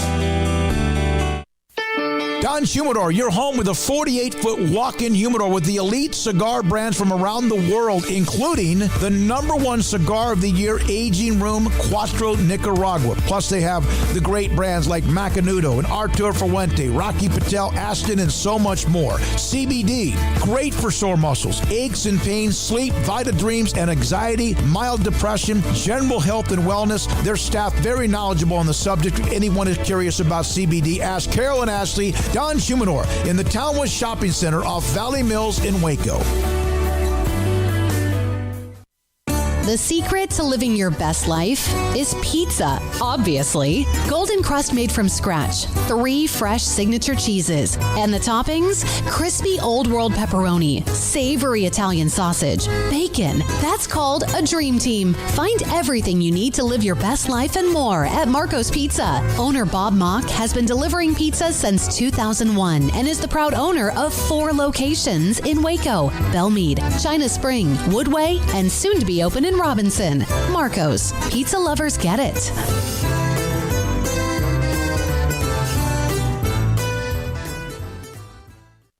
Did you know that 1 out of every 4 men have symptomatic low levels of testosterone and don't even know it? And if you think you're too young to worry about it, guess again. Low T levels can make you feel tired and grumpy, cause weight gain, and wreak havoc on your sexual desire and performance. Petty Clinic Low T can set up same-day blood screening and results, so if you're tired of being tired, I challenge you to man up and Google search Low T Waco or go online pettycliniclowt.com. It's a private clinic with an atmosphere catering to men. Affordable, only $150 a month, includes lab blood work, office consultation, testosterone injections, follow-up visits compared to $395 a month in Dallas or Austin, and you don't have to fight the traffic. Petty Clinic Low T as board-certified physician consultations will provide the best form of brand-strength testosterone available. Contact Petty Clinic Low T today. Just off Highway 84 and Old Hewitt Drive in Woodway, Petty Clinic Low T, helping men become the high-performance men they deserve to be. PettyClinicLowT.com or Google search Low T Waco. Welcome back to Sikkim 365 Radio. It's time for our weekly segment with John Machota of The Athletic, brought to you by Pioneer Steel and Pipe, where customer service is their main focus, and best in metal, steel, and pipe for large or small projects, with 2 locations in Waco and Bryan. Family owned and operated since 1943. One of the first tweets that I saw earlier today, and there were many, John Machota covering the Cowboys like a blanket. They had this OTA practice. Cowboys left tackle Tyron Smith experiencing lower back tightness, so he did not participate. They don't need him now, but they will need him in the fall. But, John, isn't that almost with him day to day, whether it's now or in the fall? Oh, absolutely. And it's one of these things that I feel like we all should be used to by now. But at the same time, I thought it was, out of everything we got to see, talking to players in the locker room, in terms of Dallas Cowboys football things of today, I thought that might be the most interesting, because it's like, if he's not going through OTAs, because now Mike McCarthy did say it was precautionary, but still, if you're not going through OTAs, then, and it's back related, and he's obviously had a lot of back and neck issues, how can you expect during the season, like, not only to, like, playing games, but to even practice during the week? If this is the time of year when everybody should be pretty much healthy. And so I don't know, man, it's just another one of those things where you're just like, did you do enough to address that position? And is it something that still needs to be addressed? Can you count on him? Because the days of counting on him for 16, 17 games are done, but you'd think you might be able to get 10 or 11 out of him. But if he's missing the first OTA session already with some back tightness, I mean, that's just not a great sign. Well, the swing tackle is now the right tackle in Terrence Steele. They drafted a guy who's a tackle guard in the first round. So I'm just kind of curious as what the long-term plan would be if it is something serious. Do you kick Tyler Smith out to left tackle where he's going to wind up anyway? What if he's not ready? You know, there's a lot of questions that really makes happen. Yeah, you bring up a good point, because when I hear that, it just makes me think that I don't think that they're going to rush Tyler Smith into that, let's say, in OTAs or minicamp, but I think what it'll end up being is that they might give him more work at left tackle during training camp in the preseason than maybe they had originally planned. I just got the feeling that after they drafted him, it was like, let's just get him in at left guard, and from here or there, every once in a while, we'll start getting him some left tackle reps, but mainly, let's just get him in the left guard, let him get him situated there for his rookie season, and then we'll slowly start putting more stuff on his plate. But if this stuff keeps happening with Tyron, I feel like they just have to work Tyler Smith even more over at left tackle. And if that means, Connor McGovern's your starting left guard, so be it. But, Matt Waletzko is a guy that they could present. I mean, that's a guy we saw getting some work over there today. Josh Ball is a guy that we saw him working at right tackle behind Terrence Steele, but he could obviously get some run there as well. But it's not a great situation because it's such an important position on an offensive line that was so disappointing last year. I just don't see how this offensive line can be better than it was last year without Tyron Smith. I mean, I think Tyler Smith could be a good player one of these days down the road. I just don't think it's going to be this year. John, I know there's probably going to be a lot of overreactions to just simply OTAs and whatnot, but one of the players' names I feel like I saw mentioned a couple of times was safety Marquise Bell. What can you tell us about him? Yeah, no, he certainly looks the part. I mean, he's a playmaker. I think the interception he had, it was on the far side from us, so he might have stepped out of bounds, and maybe it wouldn't have been an interception in an actual game, but it looked sweet, and from where we were sitting, it looked like it was legit. But it's that coupled with just stuff I've been hearing from, people in the organization about him. They liked him a lot, and he's got some position flex there of almost like a little bit like a Keanu Neal, where they believe he can come down and play some linebacker too. So, they didn't have a 7th round pick, but I feel like if they did, they would have used it on him. They like him a lot. I think he has a really good chance of making this team. Generally speaking, the Cowboys keep 4 safeties, and so that 4th spot would probably come down to Bell or Israel Mukuamu, or they might be able to keep 5 and keep Mukuamu too, because if they think that Bell has that type of position flex, that he can also help at linebacker. Maybe you go thin at another spot because of that. But, from everything I've heard through rookie minicamp, through this first, day of OTAs that we got to see, he passed the eye test. I mean, he looks like a guy that he's going to be fun to watch in the preseason and in training camp, because he looks like a playmaker, and they can certainly use that in the back end. So, for an undrafted guy, he's got a good chance of making the team. John, I'm curious, after yesterday's events in Uvalde, we had Van McElroy on today, who's from there, the great safety from the Raiders and also played with Baylor. Was that part of the discussion today when the players or Coach McCarthy were available? It was. And Coach McCarthy has a couple of young daughters, elementary school age. And you could tell it really hit home for him. He got choked up multiple times while talking about it. And then DeMarcus Lawrence was very outspoken about it, because as you guys probably saw, he was pretty outspoken immediately yesterday on Twitter after the news had surfaced. And then for me, when Dak Prescott talked about it, it kind of resonated with me probably a little bit more than maybe others, because I don't have kids, and neither does Dak. But like Dak said, he goes, you see things like this happen, and it makes you like nervous about even having children for people that don't, because of just how crazy this world is. And that, I don't know, I can really relate where he's coming from. That just like, it's one of these things where it's something that's on your mind that I don't know if people had always been thinking of maybe 20, 30 years ago when you're having kids, like bringing children into the world and thinking like stuff like this could happen. And Dak is, he's just so well spoken, and it doesn't matter what you ask him about, football, off the field, on the field, whatever. He never really seems like he's caught off guard. He always has something very thoughtful to say. And DeMarcus Lawrence the same way on it. But you could just tell that, like, I don't know, man, like these guys, you got the feeling that, it really bothers them. And not just because like DeMarcus Lawrence has kids too, but just the fact that they're in these positions of, people look to them, even though, there's plenty of people that say, oh, just play ball and you're an athlete and, whatever. But they all have strong feelings about it. And they all said that it's something that they've been talking about in the locker room, that, they want to do and help out any way that they can. John, Ezekiel Elliott enters an interesting season this year where he's got more pressure on him than he maybe ever has. Do you think he feels that, that he needs to get back to at least somewhat close to his old self, or he's going to be looking for a job? Yeah, he's a smart guy. I guarantee you he's very aware of that. We didn't get to talk to him today, and when we do get a chance to talk to him, he'll say all the right things, but you would have to – he's not the type of person that doesn't know what's being said on the outside. Zeke knows. He knows how big this year is.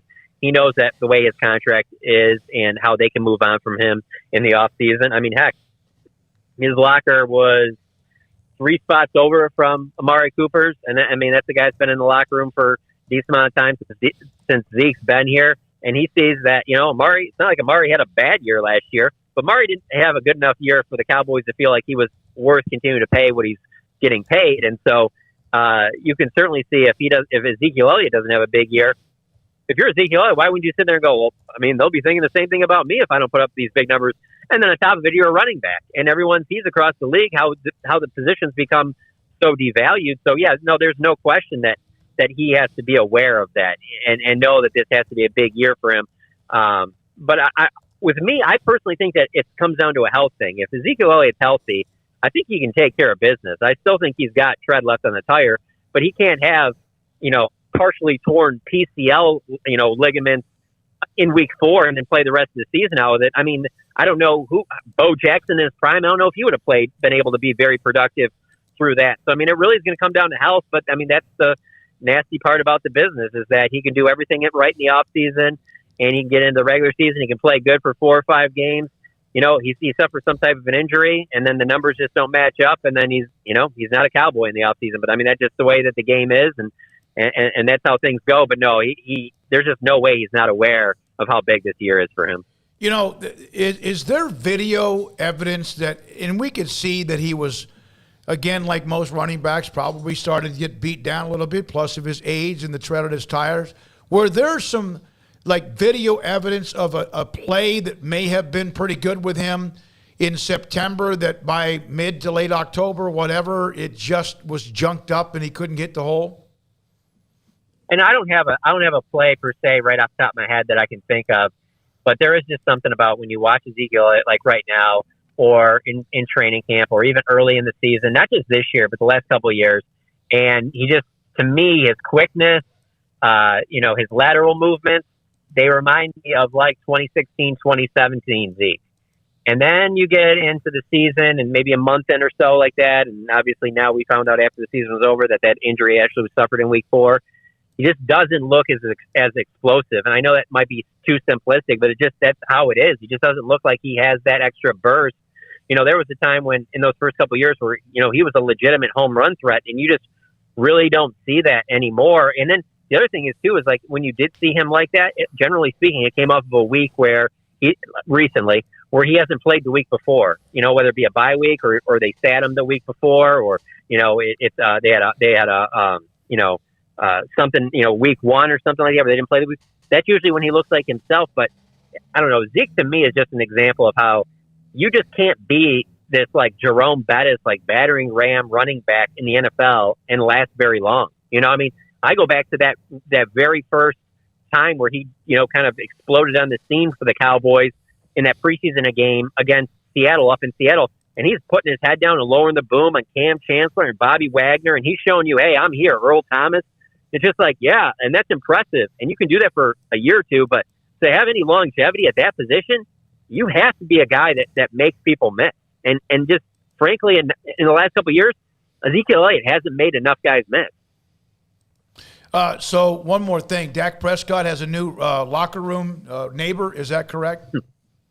Yeah, it's funny because this is only the third time now after rookie minicamp we've been able to be in the locker room. And talking to CD today, I just kind of looked up and I was like, oh, your locker is right next to Dak. I know it wasn't like that, but was it like that last year? We weren't allowed in there, And he was like, no, Dak, I was down here, but Dak asked me, to move next to him, because who had been in that locker before is Amari. And then so Amari is out. And so obviously there was an opening there, and Dak, requested that they move CD over there because he knows how important CD is to the success of the team and how much they need to get on the same page. Obviously with CD now being the number one. And so CD said they've been working a lot, this offseason, whether it be at Dak's house or up at the facility. Like, it's very clear between talking to those two guys today, like how important they know one is to the other's success. And so because of that, you don't want to have anything where you guys aren't on the same page on Sundays. And so I think that's why it helps also, because they need to be in constant communication. Because I'm telling you, I don't see CeeDee Lamb being used like Amari Cooper, where, Amari Cooper for the most part would run, he was running routes like a traditional wide receiver. The way I see them using CeeDee Lamb, it's going to be on the outside, it's going to be in the slot. They're going to use him out of the backfield. They're going to throw to him out of the backfield. Like, they're going to do more things with him that you see a Deebo Samuel type guy do than they were ever doing with Amari Cooper, that they were ever doing with Dez Bryant. Now, that's also the evolution of the game and things like that. And obviously you can't use him exactly like Deebo because Deebo's a bigger guy, but, CD said he gained 10 pounds this offseason. He's been working on it because he knows the usage he's about to get. So it's going to be interesting to see the way they mix him in, but it ain't going to be just as a traditional wide receiver. They're going to be using him in a variety of ways.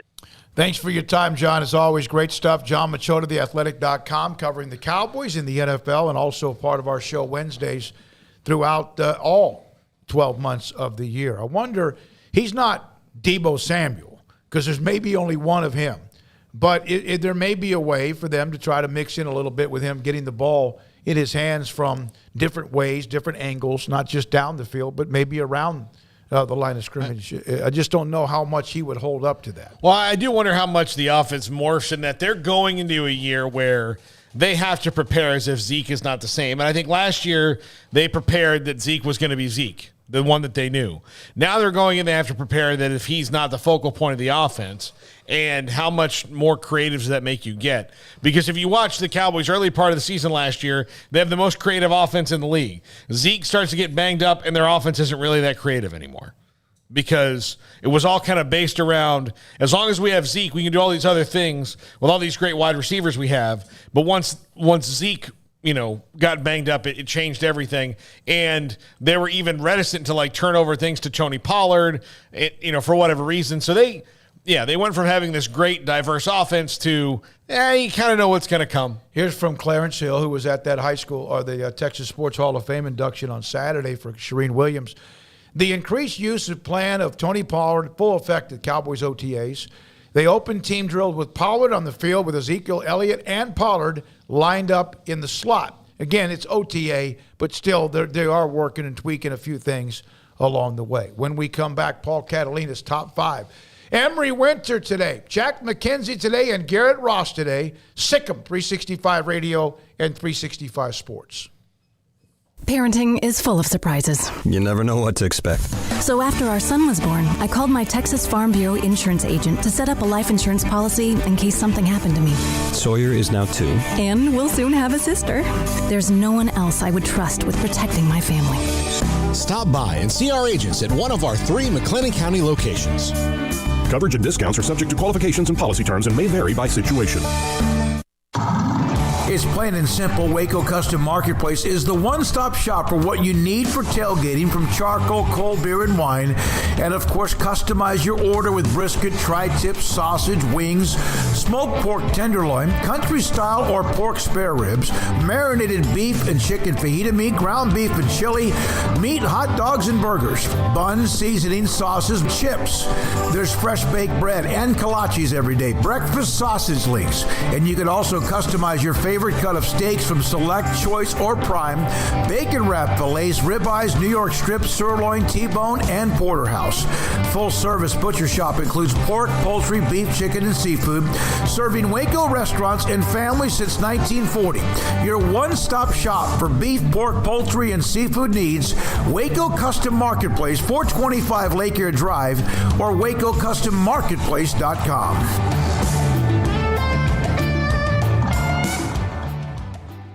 From the first workout to the last practice, sports is an incredible challenge. Hi, this is Dan Ingham with the First National Bank of Central Texas, and we're proud to support each athlete, every parent, and our educators. From families, small businesses, to the biggest industry, we're here to help. With remarkable products like First Free Checking, we've got banking ideas that fuel big dreams. The First National Bank of Central Texas. Familiar faces making local decisions. Member FDIC, Equal Housing Lender. One size fits all. That may be all right for an adjustable belt or cheap sunglasses, but when it comes to your financial needs, no one wants a one-size-fits-all strategy. Ben Erlinson, your Edward Jones financial advisor, knows that his most important goals are yours. That's why he takes the time to understand your needs, knowing you. That's how Edward Jones makes sense of investing. Ben Erlinson, 100 North 6th Street in Waco, 254-759-8533. Edward Jones, member SIPC. Shorty's Pizza Shack at 12th and Bagby is a homegrown, family-owned and operated must-visit pizza place in Waco. Fantastic pizza by the slice or get the whole pie to share. Great happy hour specials every single day, and it's not just pizza. Great wings. You have to try the Sikkim sauce, chili cheese fries, pizza pillows, and more. Dine in for a great hangout or carry-out. Order online at shortyspizzashack.com or do yourself a favor and bring your crew to the restaurant at 12th and Bagby. Shorty's Pizza Shack. Tell them Paul sent you by.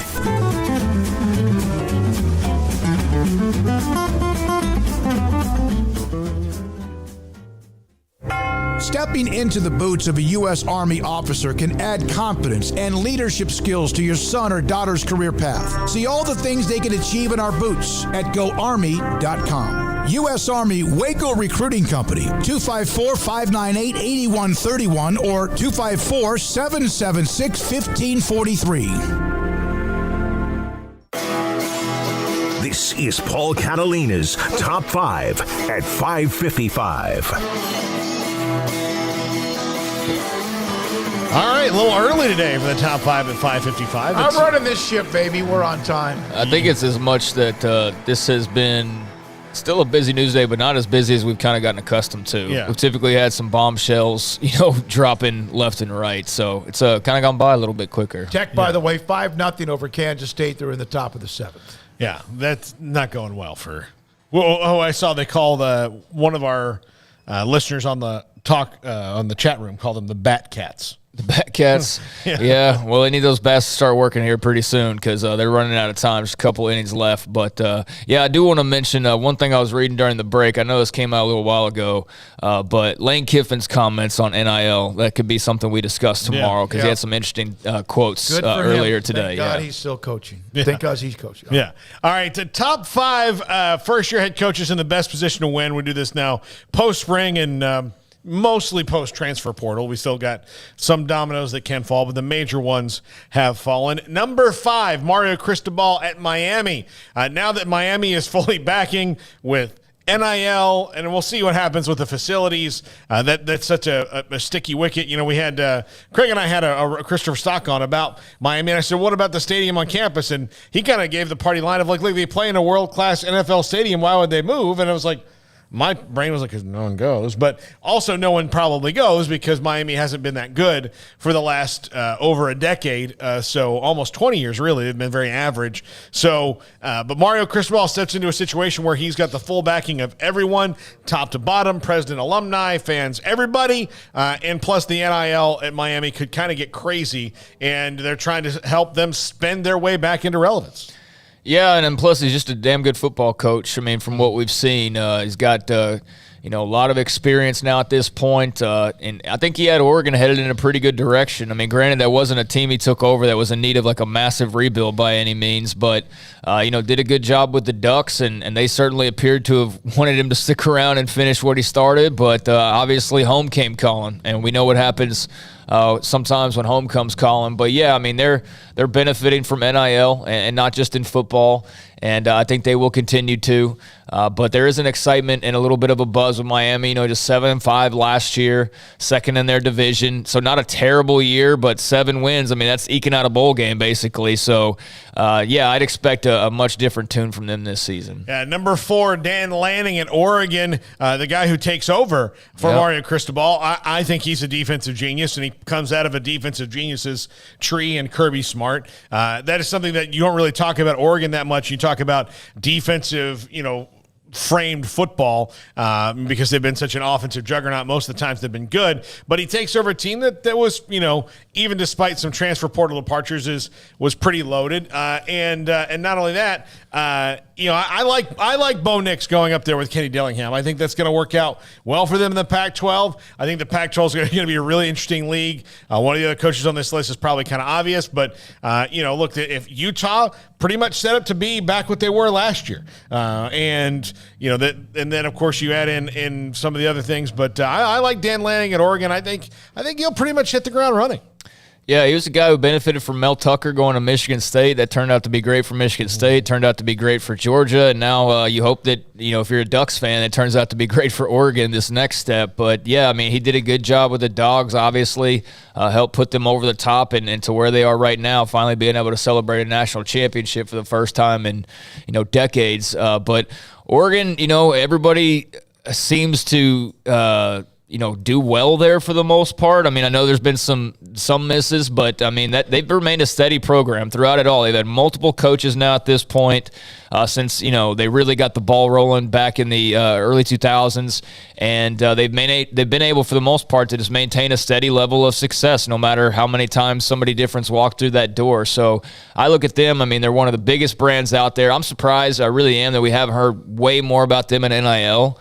Like, I thought that they would be the leaders of the pack, that you'd just be seeing Nike deals left and right. But, I mean, can you recall really hearing all that much about Oregon and name, image, likeness? Maybe because that was already done. Yeah, maybe. But, I just figured they'd be way more of a player, and maybe they are just doing it on a little bit of a quieter level. But, yeah, great program, great, history, and he appears to be, everything you want in a head coach. Georgia and Brigham Young are 2 of their 3 non-conference games. And then starting next year, they have Tech for 2 years. And then eventually Oklahoma State for 2 years, and then Baylor for a couple of years. So they'll be playing the Big 12 quite a bit. That Baylor-Oregon game we wanted about 7 years ago will not look the way we wanted it to look, back then. It will be interesting to see what else.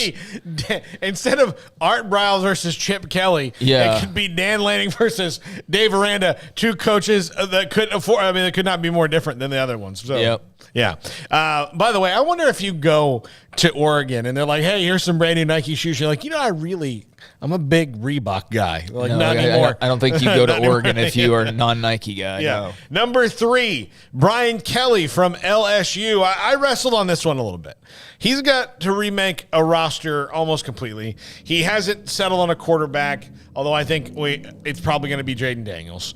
There are a lot of things going on, when you talk about building a roster, but I mean, outside of his goofiness and, his kind of car salesman vibe, the guy is administratively an excellent football coach. He's a really good football coach.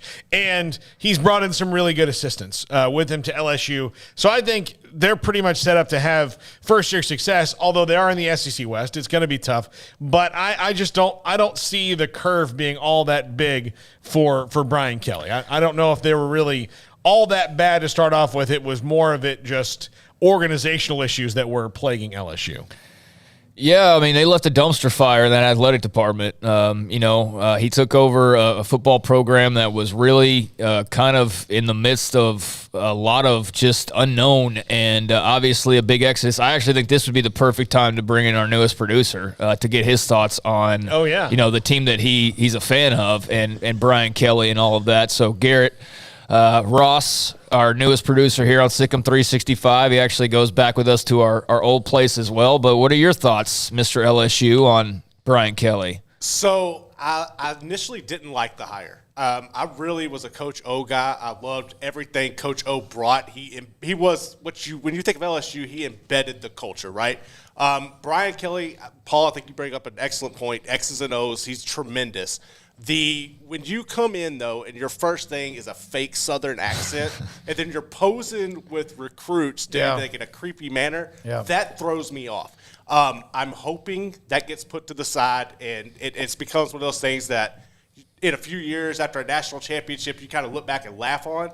But at the same time, I need to see it. And there's a lot of turnover on the roster, obviously, but it's LSU. It recruits itself. It's always going to be a top program. It's just a matter of time. Yeah, it might take a little time. It might be like trying to, mold some bread. You got to let it rest for a little bit before it rises. Well, I think there'll be enough to get a bowl game, but I don't know about much more than that. I really don't. He's won everywhere he's been. I mean, he's proven, got a proven track record. But I do think that you have to take into account not only what all they lost and what they're trying to figure out, but where they are. I mean, it's not like trying to win the Big 12. It's trying to survive in your own division, not even your own conference. So, I mean, that throws up another mountain in the range of what he's trying to overcome to get them back to where they were. So it might take, a little extra time as a result of that. But I do think he's a damn good coach. I mean, that's proven. So, there's nothing missing at LSU outside of just the things that he needs to do roster-wise that can't make this a good marriage. Yeah, I mean, again, I think they're going to make a bowl game. But I mean, like I said, first-year success means win more than the last guy did, and I think he's going to do that. Number 2, Marcus Freeman. I don't know about win more than the last guy did, but I do think that Notre Dame outside of quarterback is pretty much every question solved. I mean, he has been on he's been on a recruiting, one of those alumni things, and for Notre Dame, that means from West Coast to East Coast because they're that big of a brand. He has really kind of taken what Brian Kelly kind of complained or kind of said that they were always working uphill with recruiting because of the standards and all that stuff. He's done a hell of a job at Notre Dame. They're getting commitments that, not that they didn't have good players, but it seemed like he's gotten a little bit extra better players and deeper and maybe one of their best classes on their way in his first year as a head coach. Well, he's young and energetic, too. I mean, I think that's going to translate very well. Really well. They got the number 1 recruiting class in the country right now, and they've got 8 less commits than the number 2 team in Texas Tech, who's already at 20. And, that's a testament to great recruiting at Tech, but that's also them being number 2 because they have 20 versus, having 13 or 12 like a lot of the other schools do. So for him to have only 12 and still, be number 1, I think, that's a great feeling if you're a Notre Dame fan that he's just getting started on a recruiting trail and they should be in that range pretty much the entire time he's there. Talk about the juice that's missing from like Baylor baseball, for example. I think that, Notre Dame it's not like they were struggling by any means. They were making the college football playoff and winning a bunch of games, but I do think that there is a juice now with Marcus Freeman just being young and vibrant and doing things a little bit differently that should pay them dividends. Well, and I think that it was kind of made clear, Brian Kelly, when he kind of left, said, well, I felt restricted there. Right. I think Marcus Freeman is making those excuses. Like he's able to say, I don't feel restricted. Work with what you got, man. Let's go. I mean, this is, it's like, I'm at Notre freaking Dame. I mean, and that's fine that Brian Kelly said that, but it was good enough to get to the college football playoff. It was good enough to compete for a national title. That shouldn't be excused just because you didn't ultimately win one. Yeah, exactly. And number 1, Lincoln Riley at USC. And I say this because literally nothing has gone wrong for him from the time that he's taken the job until now.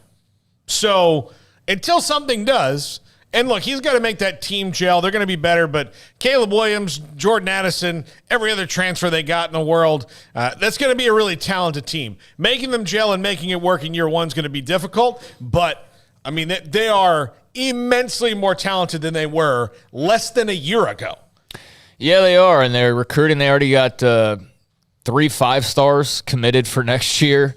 They only have, I think, like 7 commits or something like that, but because their players are rated so high, they're still a top 10 recruiting team right now, so that's pretty impressive to have that kind of an average, and that's what you would expect, right? 5 stars in Hollywood left and right, and just bringing more into the fold. He's a good football coach. Obviously there's definitely room to question, maybe some of the things at Oklahoma, whether it's the defense or this or that, but I do think Lincoln Riley is a coach who's going to score a lot of points at Southern Cal. Can they stop anybody? That will be the question, but I would expect that there will be a lot more energy and conversation surrounding the Trojans this year, besides just the fact that it's new and it's fresh. I think just as a football team, they're going to be talked about a lot more than they have been in a while. All right. We appreciate that, Paul. Very, very well done. Garrett, we got about a minute or two.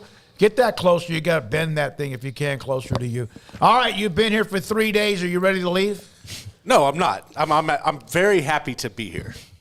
Good. It's good to have you. Good. Yeah. It's good to have you. The atmosphere and you having a chance to flourish and have your own ideas at times if you can clear them through me. Yeah, Garrett was with us at the old place, and we got to know him there as a producer and eventually host as well. And he's covered Baylor for a long time too, for the last few years. So he's going to bring a lot to the website in addition to the radio show, and so that'll be good. And hopefully you see how cool and lax it is compared to. It's a little different. Yeah, compared to other places, but in a good way. So we're glad to have you, man. Yeah, it was I think he's probably one of my last 3 or 4 interns that we had over there. Yeah. So he came in. The only way that I can explain Garrett's relationship is probably didn't tap into your talent as much as we could have when we were there. But the writing part of it, for what you did with 247, and now you'll be writing for us, that's a big hit for us. That's a big addition for us. And we already have a great writing crew. Can't wait for you to be able to kind of weave your magic. I know Jack's glad you're here. And we appreciate you being here, man. Yeah, now we got an LSU representation in here as well. Dear God. You know what's crazy? Sikkim 365 Radio. You're an FSU fan. Yeah. I'm unfortunately a Nebraska fan. Craig's an OU fan. You're an LSU fan. And Jack likes Purdue. Even though. But he went to Baylor. But he went to Baylor. And Emory, like this week, he likes Georgia.